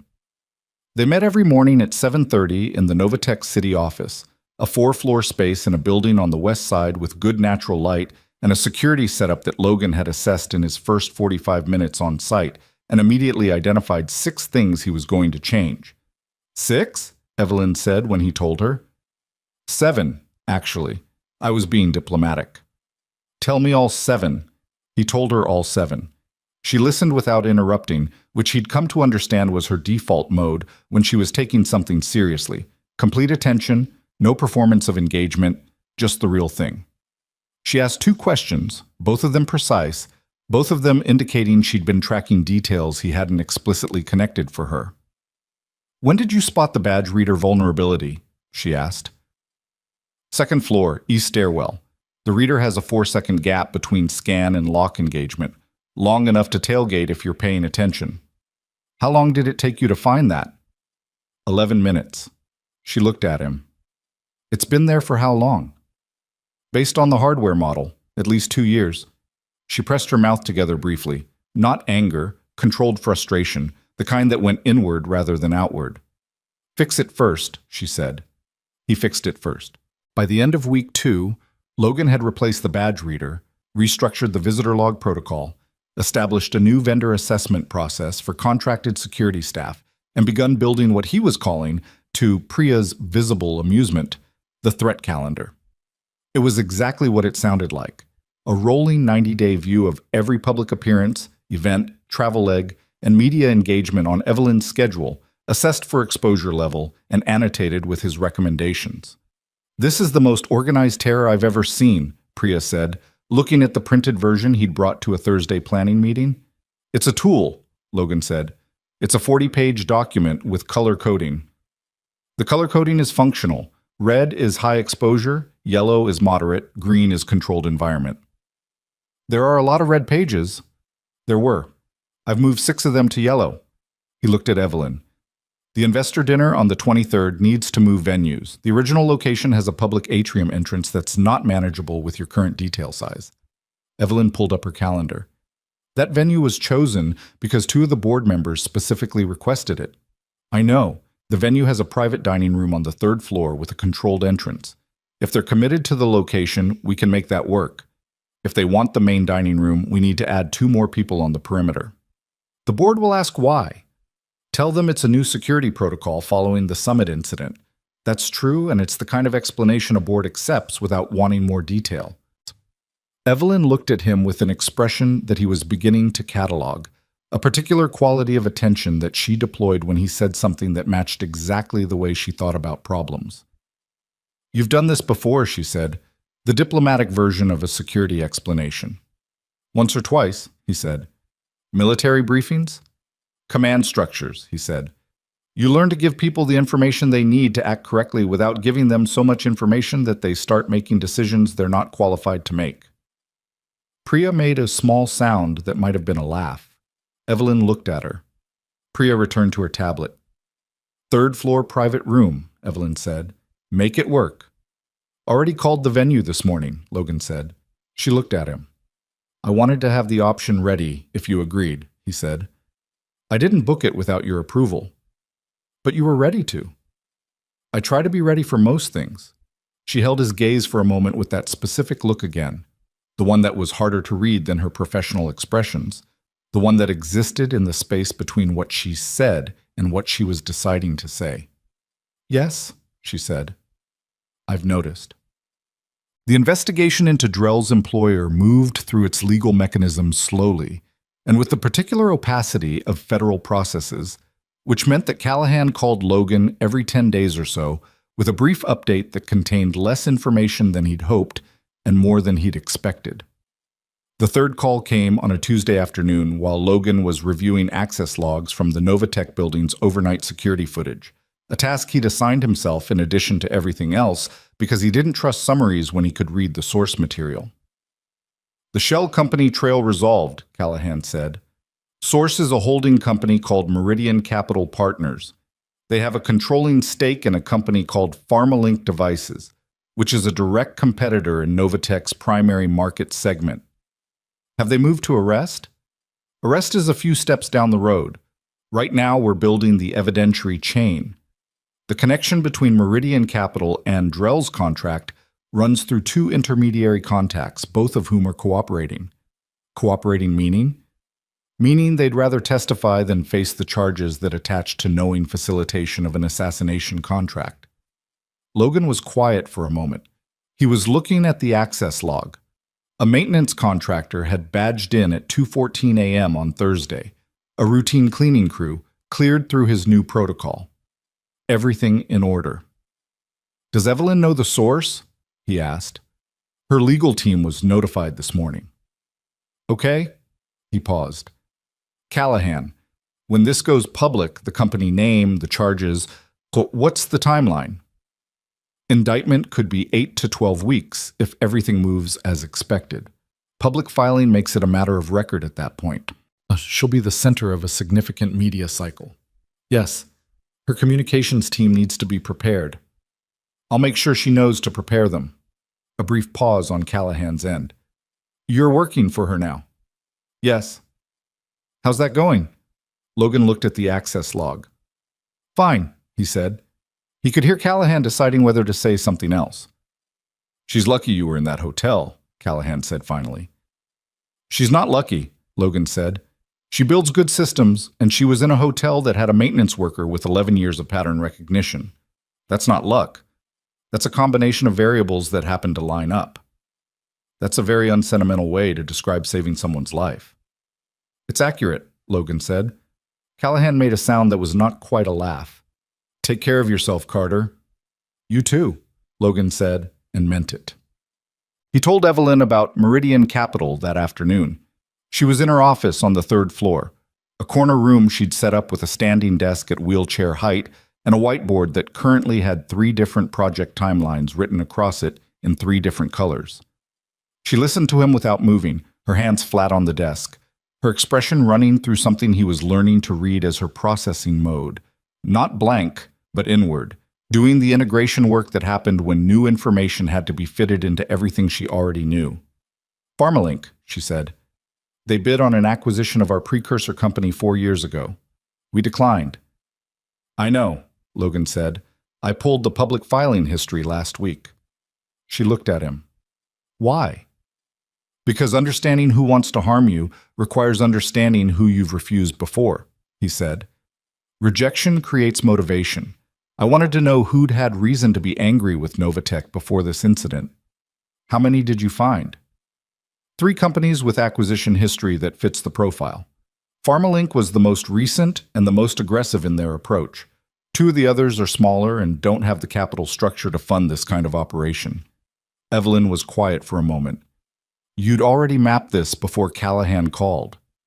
I had a working hypothesis. I wanted the FBI confirmation before I brought it to you. She looked at him with the expression he'd started thinking of as her recalibration look, the one where she was adjusting the model she had of him to fit something he'd just done that she hadn't anticipated. Logan, she said. Yes, in 3 weeks, you have changed more about how this company manages risk than 4 years of contracted security vendors changed combined. She said it plainly. Not as a compliment, but as an observation she was making out loud to confirm it to herself. I want you to know I see that. He looked at her. It helps that you actually read the reports. She made a sound, short, genuine. Is that a criticism of my predecessors? It's an observation about why the system wasn't working. He paused. A security structure is only as good as the decision maker who uses it. You use it. That makes the difference. She held his gaze. The afternoon light was coming through the corner windows at an angle that made the office feel different from its morning version. Warmer, more settled. Outside, the city was doing its mid-afternoon thing, the sound of a bus on the street below, a plane somewhere overhead, the low ambient sound of a place where a lot of people were living their ordinary lives simultaneously. Can I say something that isn't about work? She said. He waited. When I was in the ballroom, after it was over, she paused, not hesitating, gathering. You moved to the wall. You put your hands on your knees. You made yourself as unthreatening as possible so the arriving officers would read the situation correctly. Yes. That was deliberate, obviously. You did it because a man in maintenance coveralls standing over someone on the floor was going to be read wrong. It was the correct tactical decision, Logan said. It was also... She stopped. He watched her find the word she actually wanted. It was also a thing that should not have been necessary. You should not have had to actively manage how you were perceived at the moment you just... She stopped again. I'm not saying this right. I know what you're saying, Logan said. She looked at him. It's not a new calculation, he said. I've been making versions of it my whole life. You learn which rooms you're allowed to be dangerous in and which ones you're not. That's just... He paused. That's just how it is. I don't carry it the way I used to. Evelyn was quiet for a long time. He could see her sitting with what he'd said, not trying to fix it or respond to it, just receiving it. I'm sorry, she said finally. Just that. You don't have to apologize for other people's... I know I don't have to. She said it with the same precision she'd used the morning she'd thanked him. I want to. There's a difference. He looked at her. He thought about the first time he'd seen her through the double doors of the ballroom, a woman he'd known nothing about except that she was a guest in a hotel he was cleaning. He thought about how fast the distance between that moment and this one had collapsed. Not because of the obvious dramatic events, but because of all the smaller ones. The morning meetings, the threat calendar, the coffee he'd brought, and she'd drunk without complaint. Okay, he said. She nodded once. They sat in the afternoon quiet of an office that was beginning to feel like a place where real work happened, the kind of work that left a mark on things. The evening Evelyn met Maya was not planned. It happened on a Friday, 3 weeks and 4 days into Logan's employment, when a late vendor meeting ran past 5:30 and he'd had to call the after-school program to let them know pickup would be 40 minutes late. He'd arranged for Priya to cover the meeting's documentation so he could leave at 6, and he was in the lobby pulling on his jacket when Evelyn came out of the elevator. She was on her phone. She ended the call when she saw him. You're leaving? She asked. Not accusatory. She knew his pickup schedule, had accommodated it from the start. Late day, he said. Maya's at the after-school program. The one on Clement Street? He looked at her. He'd mentioned it once, in passing, in a conversation about his schedule constraints in week 1. Yes, he said. I'll walk out with you. She said it naturally, the way you said things to someone you'd been working alongside for weeks. And so they went out together through the building's main entrance and onto the street, which was doing its Friday evening thing, full of people leaving work, the energy slightly different from a weekday afternoon, a degree looser. They were half a block from the building when Evelyn said, "Can I ask you something?" "You keep asking me if you can ask me something before you ask it." "I'm aware of that," she said. "I do it when I'm not sure how the question is going to land." "Ask it." "Do you miss it?" "The Navy." He walked a few steps before answering. "I miss some of it. The people, mostly. The clarity." "The clarity of what?" "Of purpose. In that work you always knew what you were supposed to be doing. The how was complicated. The what was usually simple. And now? Now the what is complicated too." He paused. "I don't mind complicated." She was quiet for a moment, navigating a section of sidewalk where the pavement had heaved slightly from a tree root underneath. The kind of thing Logan noticed because he'd spent 3 years noticing physical environments. She handled it without slowing, without adjusting anything visible. "Do you think you'll stay?" she asked. "With Novatech. Long term." He looked at her sideways. "That's a different kind of question than you usually ask." "I know. Are you asking as my employer?" "No." She held his gaze. "I'm asking as—" She paused, and he watched her decide how to say it. "I'm asking as someone who has spent most of the last 6 years keeping people at a functional distance and is finding that unusually difficult in this specific case." Logan was quiet. The street around them continued its Friday evening business, indifferent to the conversation happening on its sidewalk, the way cities were indifferent, which was one of the things Logan had always liked about them. "I'm staying," he said. She looked at him. "That's not an answer I gave because you asked," he said. "I'd already made it before today. I just hadn't said it out loud yet." She was quiet again, and in the quiet, he could see her doing that thing she did, taking new information and letting it actually change something rather than filing it away for later. It was the quality he'd liked about her from the second morning in the hotel suite, and it still struck him the same way, as rare and as worth paying attention to. They were at the corner of Clement Street when he saw Maya. She was outside the after-school building with her backpack on and her coat half-zipped, holding a paper project of some kind that she was trying to keep from bending in the wind. She spotted Logan from half a block away and started toward him at the particular speed of a 7-year-old who had been waiting longer than expected and had feelings about it. "You're late," she said when she reached him. "I know. I'm sorry."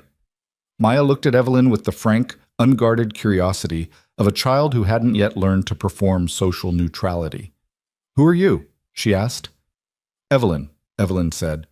She said it the same way she said it to everyone, the correction, the first name, offered without ceremony. "That's my dad's boss," Maya told her, as if clarifying for Evelyn's benefit. "I am," Evelyn said. "You must be Maya."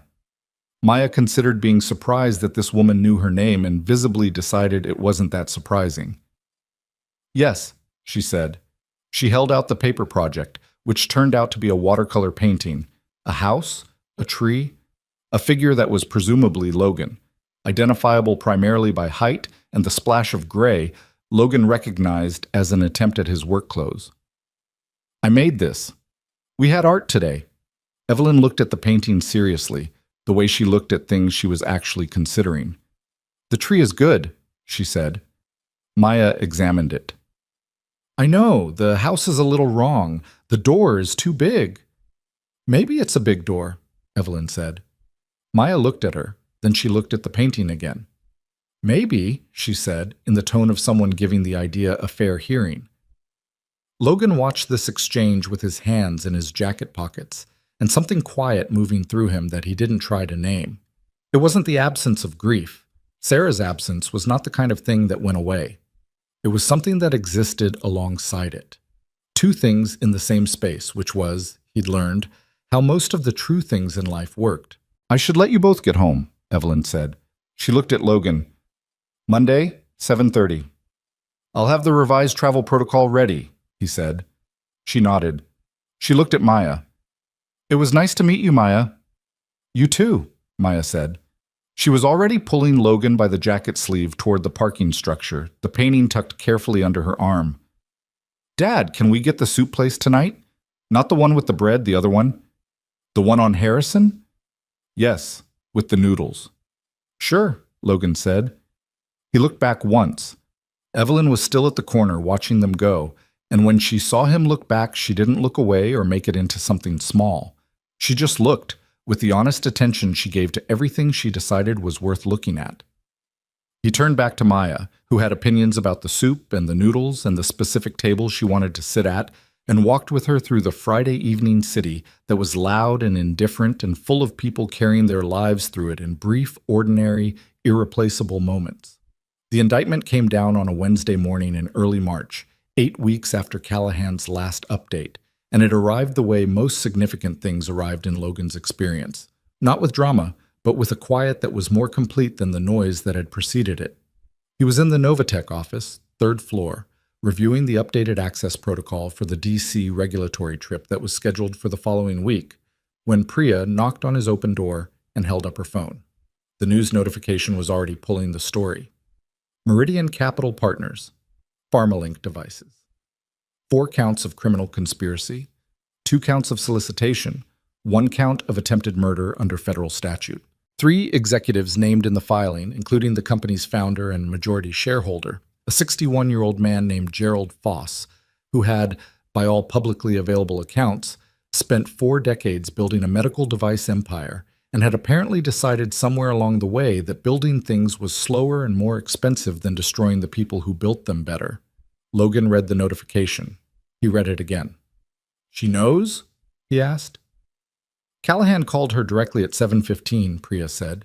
"She's been on with the legal team since." "How is she?" Priya considered the question with the honesty she applied to most things. "Controlled," she said. "You know how she gets when she's processing something big." He did know. He'd watched it enough times in 8 weeks to recognize the specific quality of Evelyn's stillness when something large was moving through her. The way she got quieter rather than louder, the way her focus contracted rather than scattered. "I'll check in after the legal call," he said.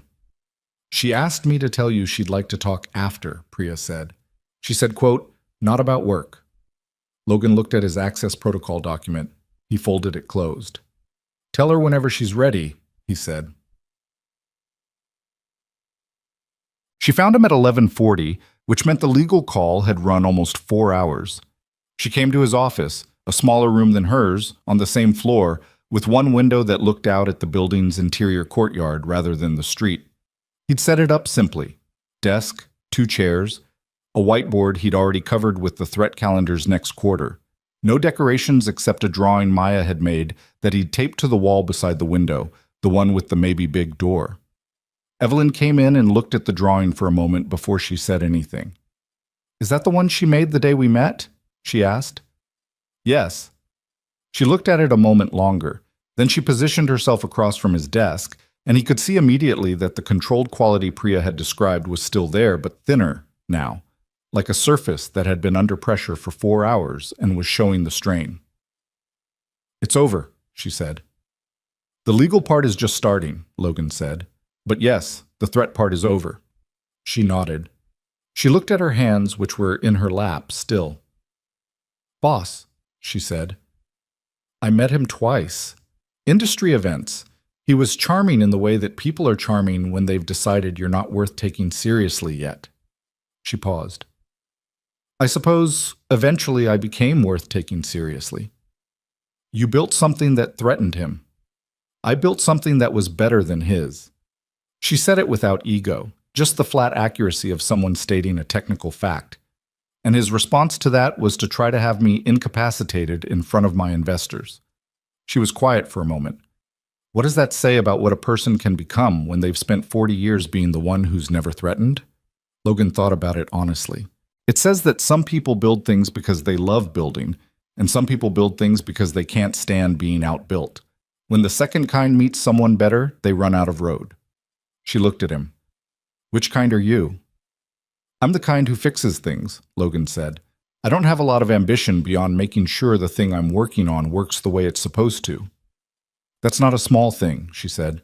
"I know. I'm not being modest. It's just what I am." She held his gaze for a moment. Then she looked away, out of the window at the courtyard below, where someone from the building's ground floor tenant was eating lunch on a bench with the specific contentment of a person who had no idea they were being observed. Ordinary life, doing what it did. When I was 24, Evelyn said, and I woke up in the hospital after the accident, the first thing I understood, before I understood most of it, was that the version of the future I'd planned was gone. She said it without the weight that people sometimes put on such things, performing their own damage. She said it the way she said most things, as information. Not modified, gone. I had to build a new one from where I actually was, rather than from where I'd expected to be. Logan listened. I spent about 2 years being angry about that, she said. Then I spent about a year figuring out what was actually still possible, which turned out to be more than I'd thought. And then I started building. She paused. Novatech wasn't a plan. It was what happened when I stopped planning and started doing the thing that was right in front of me. The thesis, Logan said. The thesis, which was really just a very long answer to a question I had about my own situation. Why was the technology that might have helped me harder to access than the technology that had nothing to do with what I needed? She looked back at him. I built it because I needed it to exist, and then other people needed it too, and then it became what it became.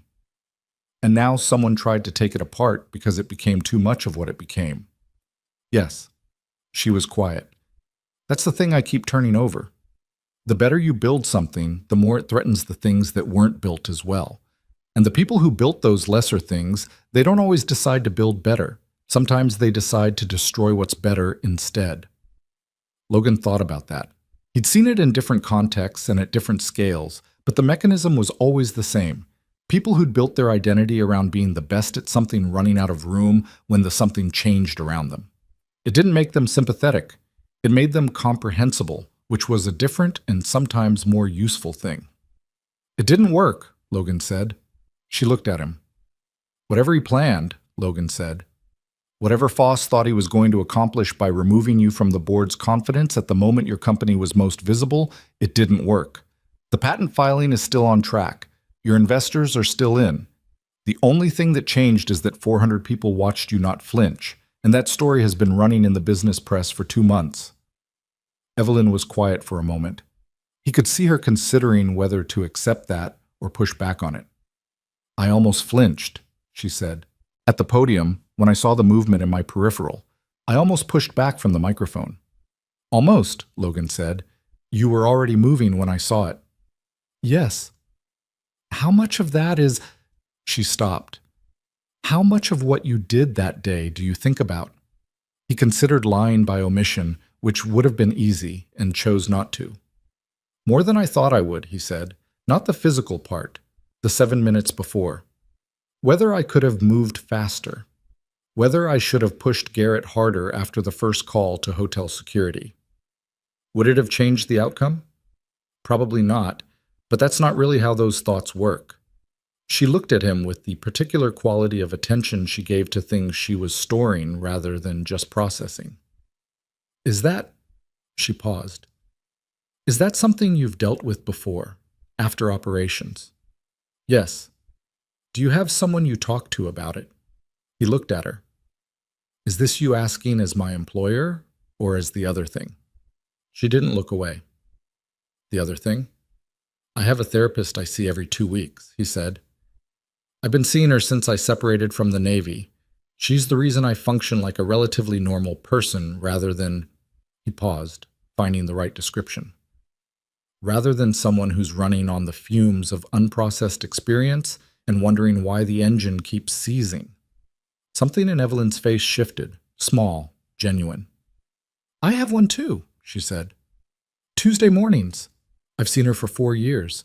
She's the reason I stopped treating every professional relationship like a transaction I needed to win. Logan looked at her. I'm telling you that, she said, because you told me something real, and I thought you should get something real back. That's fair, he said. The office was quiet. Outside, the lunch bench person had finished eating and gone back inside. The courtyard was empty now, just a rectangle of gray pavement and 2 bare trees that would have leaves on them in another month. Logan, Evelyn said. Yes. I want to say something that I've been deciding whether to say for about 3 weeks. He waited. He'd learned that with her, waiting was the right thing. She arrived at what she actually wanted to say faster when she wasn't being moved toward it. I haven't trusted many people, she said, in my professional life, in my personal life.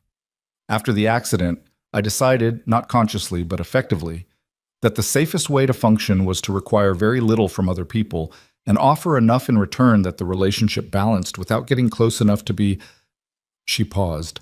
Without getting close enough that losing it would matter. That works for a while, Logan said. It works for longer than you'd think, she said.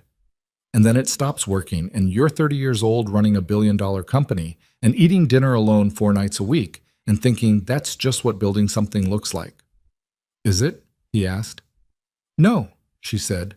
I think that's what fear looks like when it's been in charge long enough to convince you it's just your personality. Logan was quiet. He thought about his own version of that. The hotel corridors, the early shifts, the deliberate ordinariness of a life engineered for presence and safety. He thought about how long it had taken him to understand that shrinking into something smaller wasn't the same as healing, even if it felt like protection. I know something about that, he said. I know you do. She held his gaze.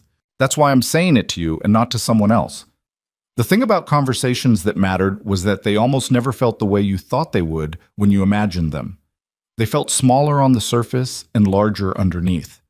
They felt like an ordinary Tuesday in an ordinary office with 2 cups of cold coffee on a desk and a child's watercolor painting on the wall. I'm not going anywhere, Logan said. It was the second time he'd said a version of that to her, and the second time he'd meant it in more than one sense. She looked at him for a long moment. Her hands were still in her lap, and in the particular stillness of them, he could see that she'd made some decision or arrived at some shore she'd been navigating toward. Good, she said. Just that. But the patent filing landed on April 3rd, which was a Tuesday, which was also 11 days before Maya's 8th birthday. Logan knew the date because Evelyn knew the date. She'd noted it in the margin of the previous week's planning calendar with no comment, which was the kind of thing she did instead of making something out of things she'd noticed. The filing moved through its initial review without the delays the legal team had braced for, because the company's documentation was thorough, and because Evelyn had spent 6 months making sure it was thorough, and because whatever Foss had hoped to derail by removing her from the equation had not in fact been derailed. The technology stood on its own. That was the point. That had always been the point. The morning the confirmation came through, Logan was in a planning meeting with Garrett, who had, over the past 2 months, become something that functioned like a professional peer rather than an obstacle. Their 2 frameworks for thinking about security finding enough common ground to build on. They'd developed a combined protocol for Novatech events that Logan thought of as structurally honest.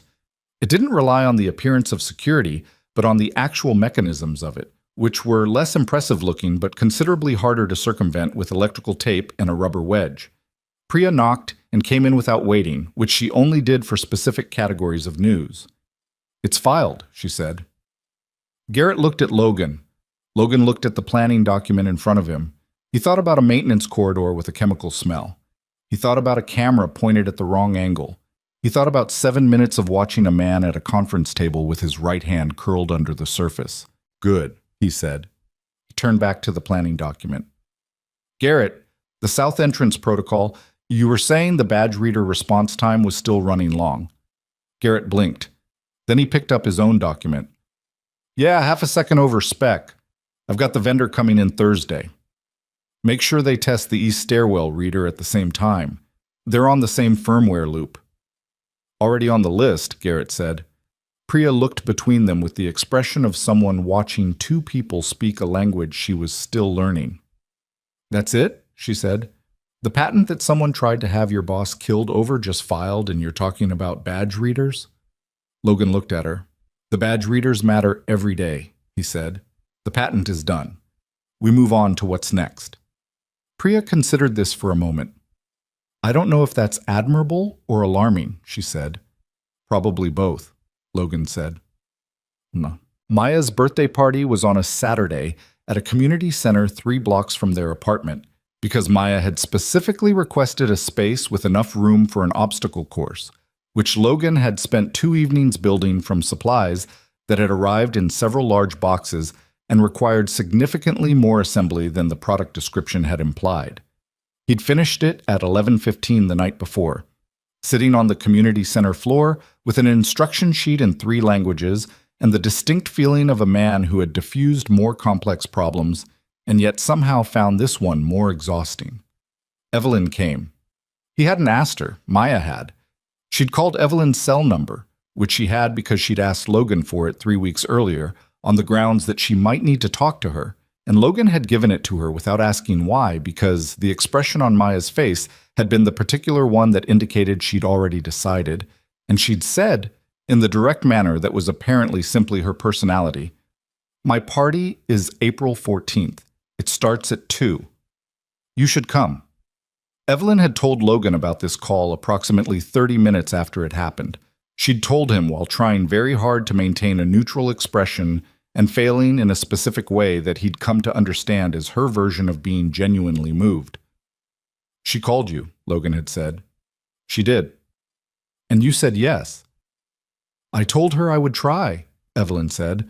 "I didn't want to commit without checking with you." Logan had thought about it for a half-second. "Come," he said. So she came. She arrived at 2:15, slightly late because the parking situation near the community center was exactly as complicated as Logan had warned her it would be. She had a wrapped package that turned out to contain a set of professional-grade colored pencils, the kind that came in a metal tin with 120 colors, each one labeled in 3 languages, and a sketchbook with heavy enough paper to handle watercolor. Maya opened the tin with the reverence of someone receiving something they'd wanted without knowing to ask for it. "These are the real ones," Maya said. "They are," Evelyn said. "How did you know I draw?" "Your dad mentioned it." Maya looked at Logan. He had, in fact, mentioned it, in the context of explaining the shoebox in the closet to Evelyn during a conversation that had started as a work debrief and had gradually migrated somewhere else, the way their conversations increasingly did. "The paper is thick," Maya said, examining the sketchbook. "It handles wet media, watercolor, gouache. You can use the pencils wet too. Dip them in water, and they bleed like paint." Maya looked up. "Did you know that already, or did you look it up?" Evelyn held the look. "I looked it up," she said. "I wanted to get something you could actually use." Maya absorbed this information. "That's good," she said, with the same satisfaction she'd had when she'd confirmed her soup preference was correct. "Thank you." "You're welcome, Maya." Logan watched this from approximately 6 feet away, near the table with the birthday cake that had been specified in considerable detail by the birthday person and had been executed by a bakery 3 blocks from the apartment that Logan now gave a lot of business to. He was holding a paper cup of juice that was too sweet, and he didn't care. He was watching his daughter show Evelyn the obstacle course with the proprietorial tour guide energy of someone who'd had a large hand in its design, even though her large hand had mostly consisted of standing nearby while Logan assembled it and issuing corrections. There were 12 other children at the party. There were 6 other parents, several of whom Logan knew from pickup line conversations, and one of whom, a father named Derek, whose kid was Maya's closest friend at school, had taken one look at Evelyn and begun doing the mental calculation that Logan recognized as the beginning of several potential conversations he was not interested in having. He moved to stand closer to Evelyn preemptively, which was not a thing he'd planned to do, but which his body apparently decided was the correct response. Evelyn noticed. He could tell by the slight shift in her posture, not away from him, the opposite. "Are you running interference?" she said quietly, while Maya demonstrated the tunnel portion of the obstacle course to a group of children who were not as interested in the tutorial as she was. "I don't know what you mean," Logan said. "The father by the cake table has been trying to figure out whether to come over here for the last 4 minutes. I haven't been tracking him." Logan. 3 minutes, maybe. She made the sound that was her genuine laugh, short, low, slightly surprised at itself, the one she didn't perform. He'd heard it maybe 15 times in the past 2 months, and he'd learned to value its rarity. "I can handle introductions," she said. "I know you can." "Then why?" "Because it's Maya's party," he said. And I don't want the next 45 minutes to be a networking event. She looked at him. Then she looked at the cake table, where Derek was still hovering with the studied casualness of someone who'd made a decision and was waiting for the right moment. "Fair," she said. He stayed where he was. Derek eventually got a piece of cake and went back to his kid. The party ended at 5. The cleanup took 40 minutes. Maya fell asleep in the car on the way home with the metal tin of pencils on her lap and her head against the window, the way she'd been falling asleep in cars since she was small enough that Logan had to carry her from the car seat to her bed. He carried her now too, though she was heavier than she used to be, and she woke up halfway to her room and said, "I can walk," in the sleepy automatic voice of someone defending their independence while barely conscious. He put her down and she walked the rest of the way under her own power and got into bed still partially dressed, and he pulled the blanket up and turned off the light and stood in the doorway for a moment. Evelyn was in the living room. She'd helped with the car, held the door, carried the leftover cake box, navigated the building's front steps with the fluency of someone who'd long since stopped treating accessibility as a problem to be solved in front of other people. She was looking at the refrigerator calendar when Logan came back. The calendar had the month laid out in his handwriting, appointments, pickup times, the occasional note. Maya had added drawings in the margins. There was a small horse in the corner of April 14th. "She drew that this morning," Logan said. "She said it was for good luck." Evelyn looked at the horse. It was small and slightly lopsided in the way of most drawings by someone who is still learning that the thing in their head and the thing on the page are related but not identical. "It worked," Evelyn said. He stood beside her in the kitchen. The apartment was quiet in the way apartments were quiet when a child had just fallen asleep. Not empty, but settled. The leftover cake was on the counter. The kitchen light was the kind of warm that kitchens got at the end of a long day, when the work was done and there was no particular reason to be anywhere else. "Can I ask you something?" Logan said. She looked at him with a slight shift in her expression, recognizing the phrase he'd borrowed from her. "Ask it," she said. "The party today, was it—" He paused, finding the right version of it. "Was it too much? The noise and the—" "No," she said. It came out quickly, more quickly than her usual measured delivery. She adjusted. "No, it was—" She looked at the calendar again. The horse in the corner of April 14th. "I don't have a lot of—" She stopped. "I don't do a lot of this. The ordinary kind of thing. Parties and kitchens and cake boxes. I do events and conferences and dinners where the conversation is always about something that's supposed to matter. And this?" She looked at him. "This matters more," she said. "That's the thing I keep learning. The things that are supposed to matter. The patent filing, the indictment, the investor deck. They matter because of what they make possible. But this is what they make possible. This kitchen, this calendar, that horse." Logan looked at the horse in the corner of the calendar. It was slightly lopsided. It was also somehow exactly right. "I know what you mean," he said. He did. He'd known it for a long time, since before he could have articulated it, since the first morning after he'd separated from the Navy and driven Maya to a park and sat on a bench watching her run and understood, without having the language for it yet, that this was not a consolation for the life he'd given up. This was the life. The bench, and the park, and the child, and the ordinary morning. This was what everything else was supposed to be in service of. The trouble was that knowing it and living it were two different skills, and you had to practice both. "I want to tell you something," Logan said. She waited. "When I took this job, when I said yes to you in that hotel suite, part of what I was deciding was whether I could do this kind of work again without it taking the thing that mattered most." He said it carefully because he wanted to say it right. "I'd built my life around being here, present, available, for Maya, but also just for myself, for the version of myself that exists when I'm not running on mission parameters." "And?" she said. "And I was wrong to think I had to choose," he said, "between the work and the life. I'd been treating them as competing things for 4 years. It turns out they don't have to be." She was watching him with that attention, the full kind, the kind that didn't wander. "I think the version of you that picks up his daughter at 3:15 and makes dinner and tapes drawings to office walls. she said, is not separate from the version that spent 11 years as a SEAL and reads an entire building's security vulnerabilities in 45 minutes. I think that's just one person. I'm starting to think so, he said.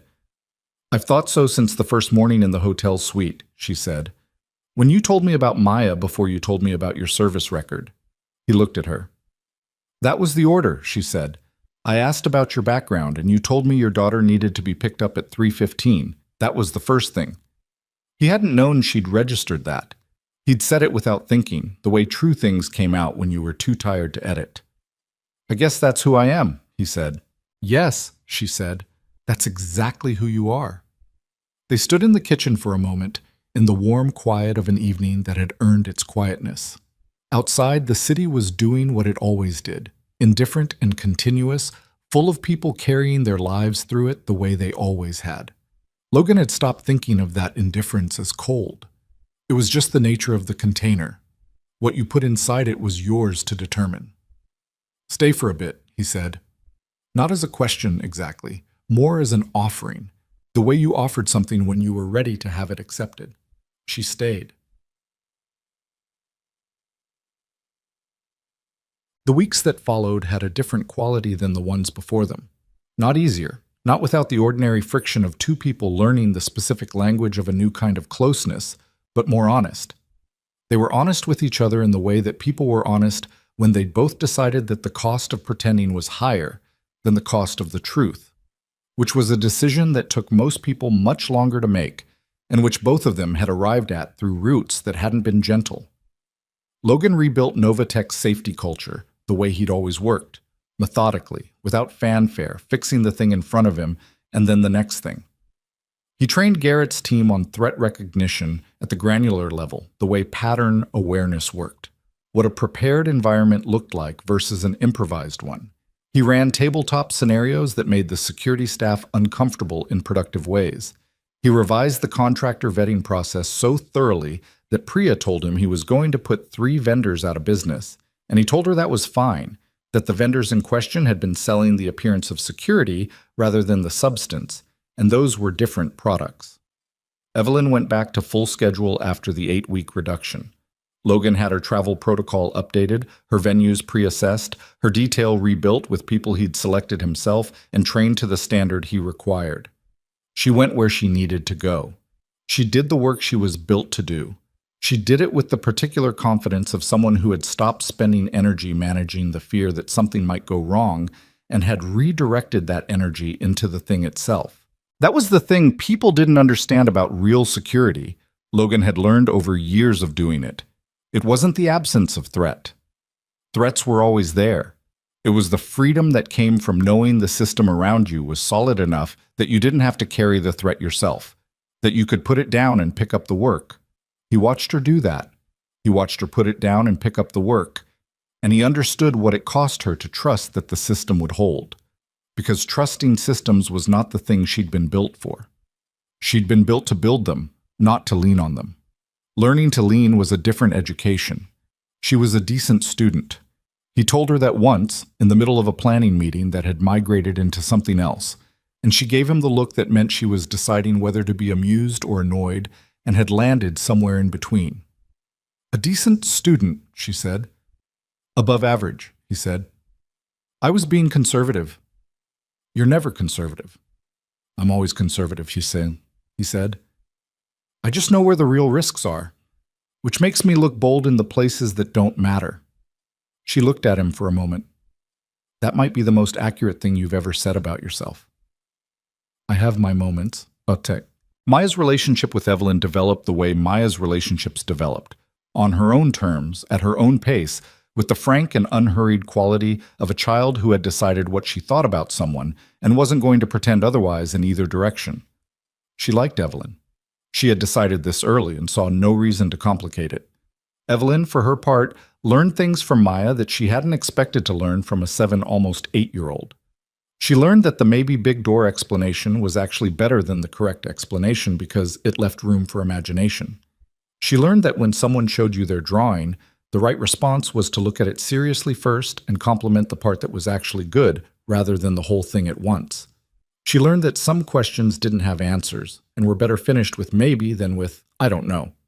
She told Logan these things in the quiet moments, the evenings when the three of them had dinner at the apartment or the soup place on Harrison, the Saturday mornings when Maya's schedule aligned with Evelyn's, and they ended up in the same room by the low-friction logic of people who'd stopped overmanaging their own proximity.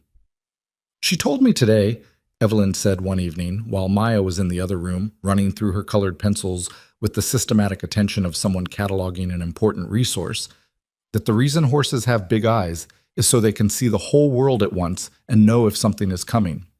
Is that true? Logan asked. Close enough, Evelyn said. I looked it up afterward. She paused.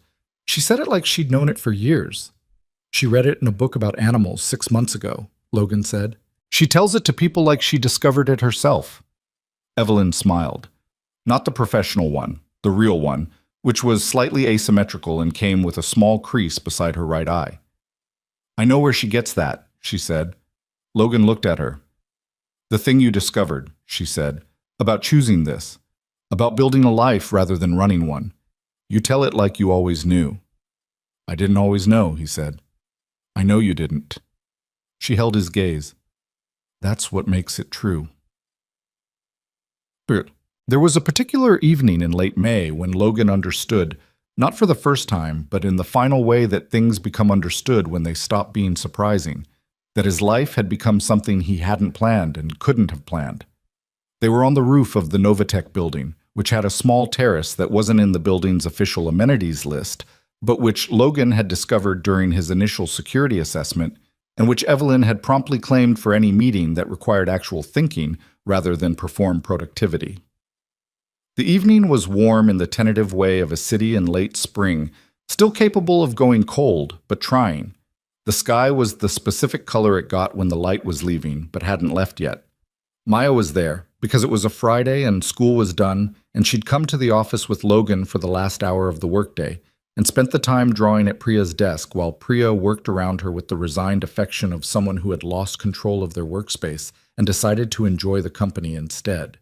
She was drawing now, on the terrace, sitting cross-legged on the concrete with her sketchbook open, working on something she hadn't shown anyone yet. Logan and Evelyn were at the low wall at the terrace's edge, side by side, looking at the city doing its end-of-Friday thing below them. I got a call from Callahan today, Logan said. The sentencing recommendation? Boss is looking at 12 to 15 years. The two executives named with him are cooperating, which might reduce their exposure, but locks in the evidentiary record for the primary charges. Evelyn was quiet for a moment. 12 to 15 years, she said, for a 61-year-old man. Yes. Is that? She paused. Do you feel anything about that when you hear that number? He thought about it honestly. I feel something closer to tired than satisfied, he said. Not because it's not just, it is, but because he spent all that time and all that effort and all that money to stop something that didn't need to be stopped. He could have just built better things. He paused. I feel tired for the waste of it. She looked at him. Not angry? I was angry in October, he said, when Vasquez laid out the full picture, when I understood it had been planned over 6 months. He looked at the city. Anger burns clean, and then it's done. What's left is mostly just sadness, I suppose, for what drives a person to that.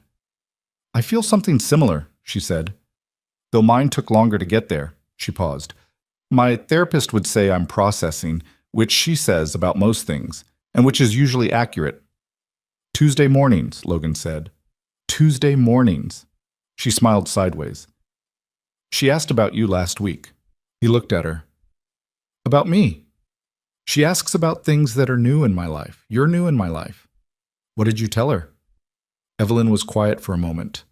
Below them, the city rumbled on in its continuous and indifferent way, and the sky shifted another degree toward dark, and somewhere nearby a gull went over with the particular sound of a bird that had wandered too far inland and was working its way back. I told her, Evelyn said, that I'd figured out the difference between letting someone in and losing control of the situation. Logan looked at her. I'd always treated them as the same thing, she said, because if you let someone in, they have access. And if they have access, they can affect outcomes you've worked to control. And I've been controlling outcomes since I was 24 because that was the only thing that made the world feel manageable. She said it without flinching. She'd gotten good at saying true things about herself without flinching.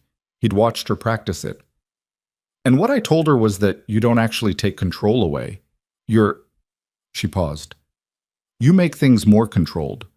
You make me feel more secure, which is the opposite of what I expected, because I expected that needing someone would feel like vulnerability. Doesn't it? Logan asked. Yes, she said. But it turns out vulnerability and danger aren't the same thing. I spent a long time thinking they were. He was quiet. He understood that completely, from his own direction, the way he'd spent 4 years treating presence as the alternative to risk, not understanding that presence was its own kind of courage. The choosing to be somewhere, to stay somewhere, to build something in one place, rather than keeping every option open, was as brave as anything he'd done in a uniform. Maya, Evelyn said quietly. He followed her gaze. Maya had looked up from her sketchbook. She was watching them with the open, unguarded attention of a child who had not yet learned to look away from things she found interesting. What? Logan said. Nothing, Maya said. She went back to her drawing. What are you drawing? Evelyn asked. Maya considered whether to answer. She decided yes. She held up the sketchbook. It was the three of them, rendered in the distinct and confident style of Maya's current artistic period, figures that were more impression than portrait, defined by color and proportion rather than detail.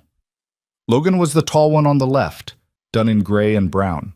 Evelyn was in the middle, her wheelchair suggested by 2 curved lines and a quality of sitting that was somehow exactly right. Maya herself was on the right, smaller, with what appeared to be a horse beside her. The horse is Cooper, Maya said. I added him. Cooper is the neighbor's dog, Logan said to Evelyn. I know who Cooper is, Evelyn said. She was looking at the drawing. Is it okay? Maya asked, with the directness of someone who wanted an honest answer. It's very good, Evelyn said. She said it the way she said things she meant. Maya looked at the drawing for a moment. Then she looked at Evelyn. You're in the middle, she said, because that's where important people go. Logan looked at his daughter. Maya had already gone back to drawing. There was a moment, just that. A moment, unremarkable in the way that the truest moments were unremarkable, quiet and ordinary in the middle of an evening in late May on a rooftop terrace above a city that didn't know or care, in which Logan understood that the life he was living was not the one he'd planned after losing Sarah, and not the one he'd planned before her, and not anything he could have designed from the outside. It was just the one that had become true when he'd stopped running long enough for it to catch up.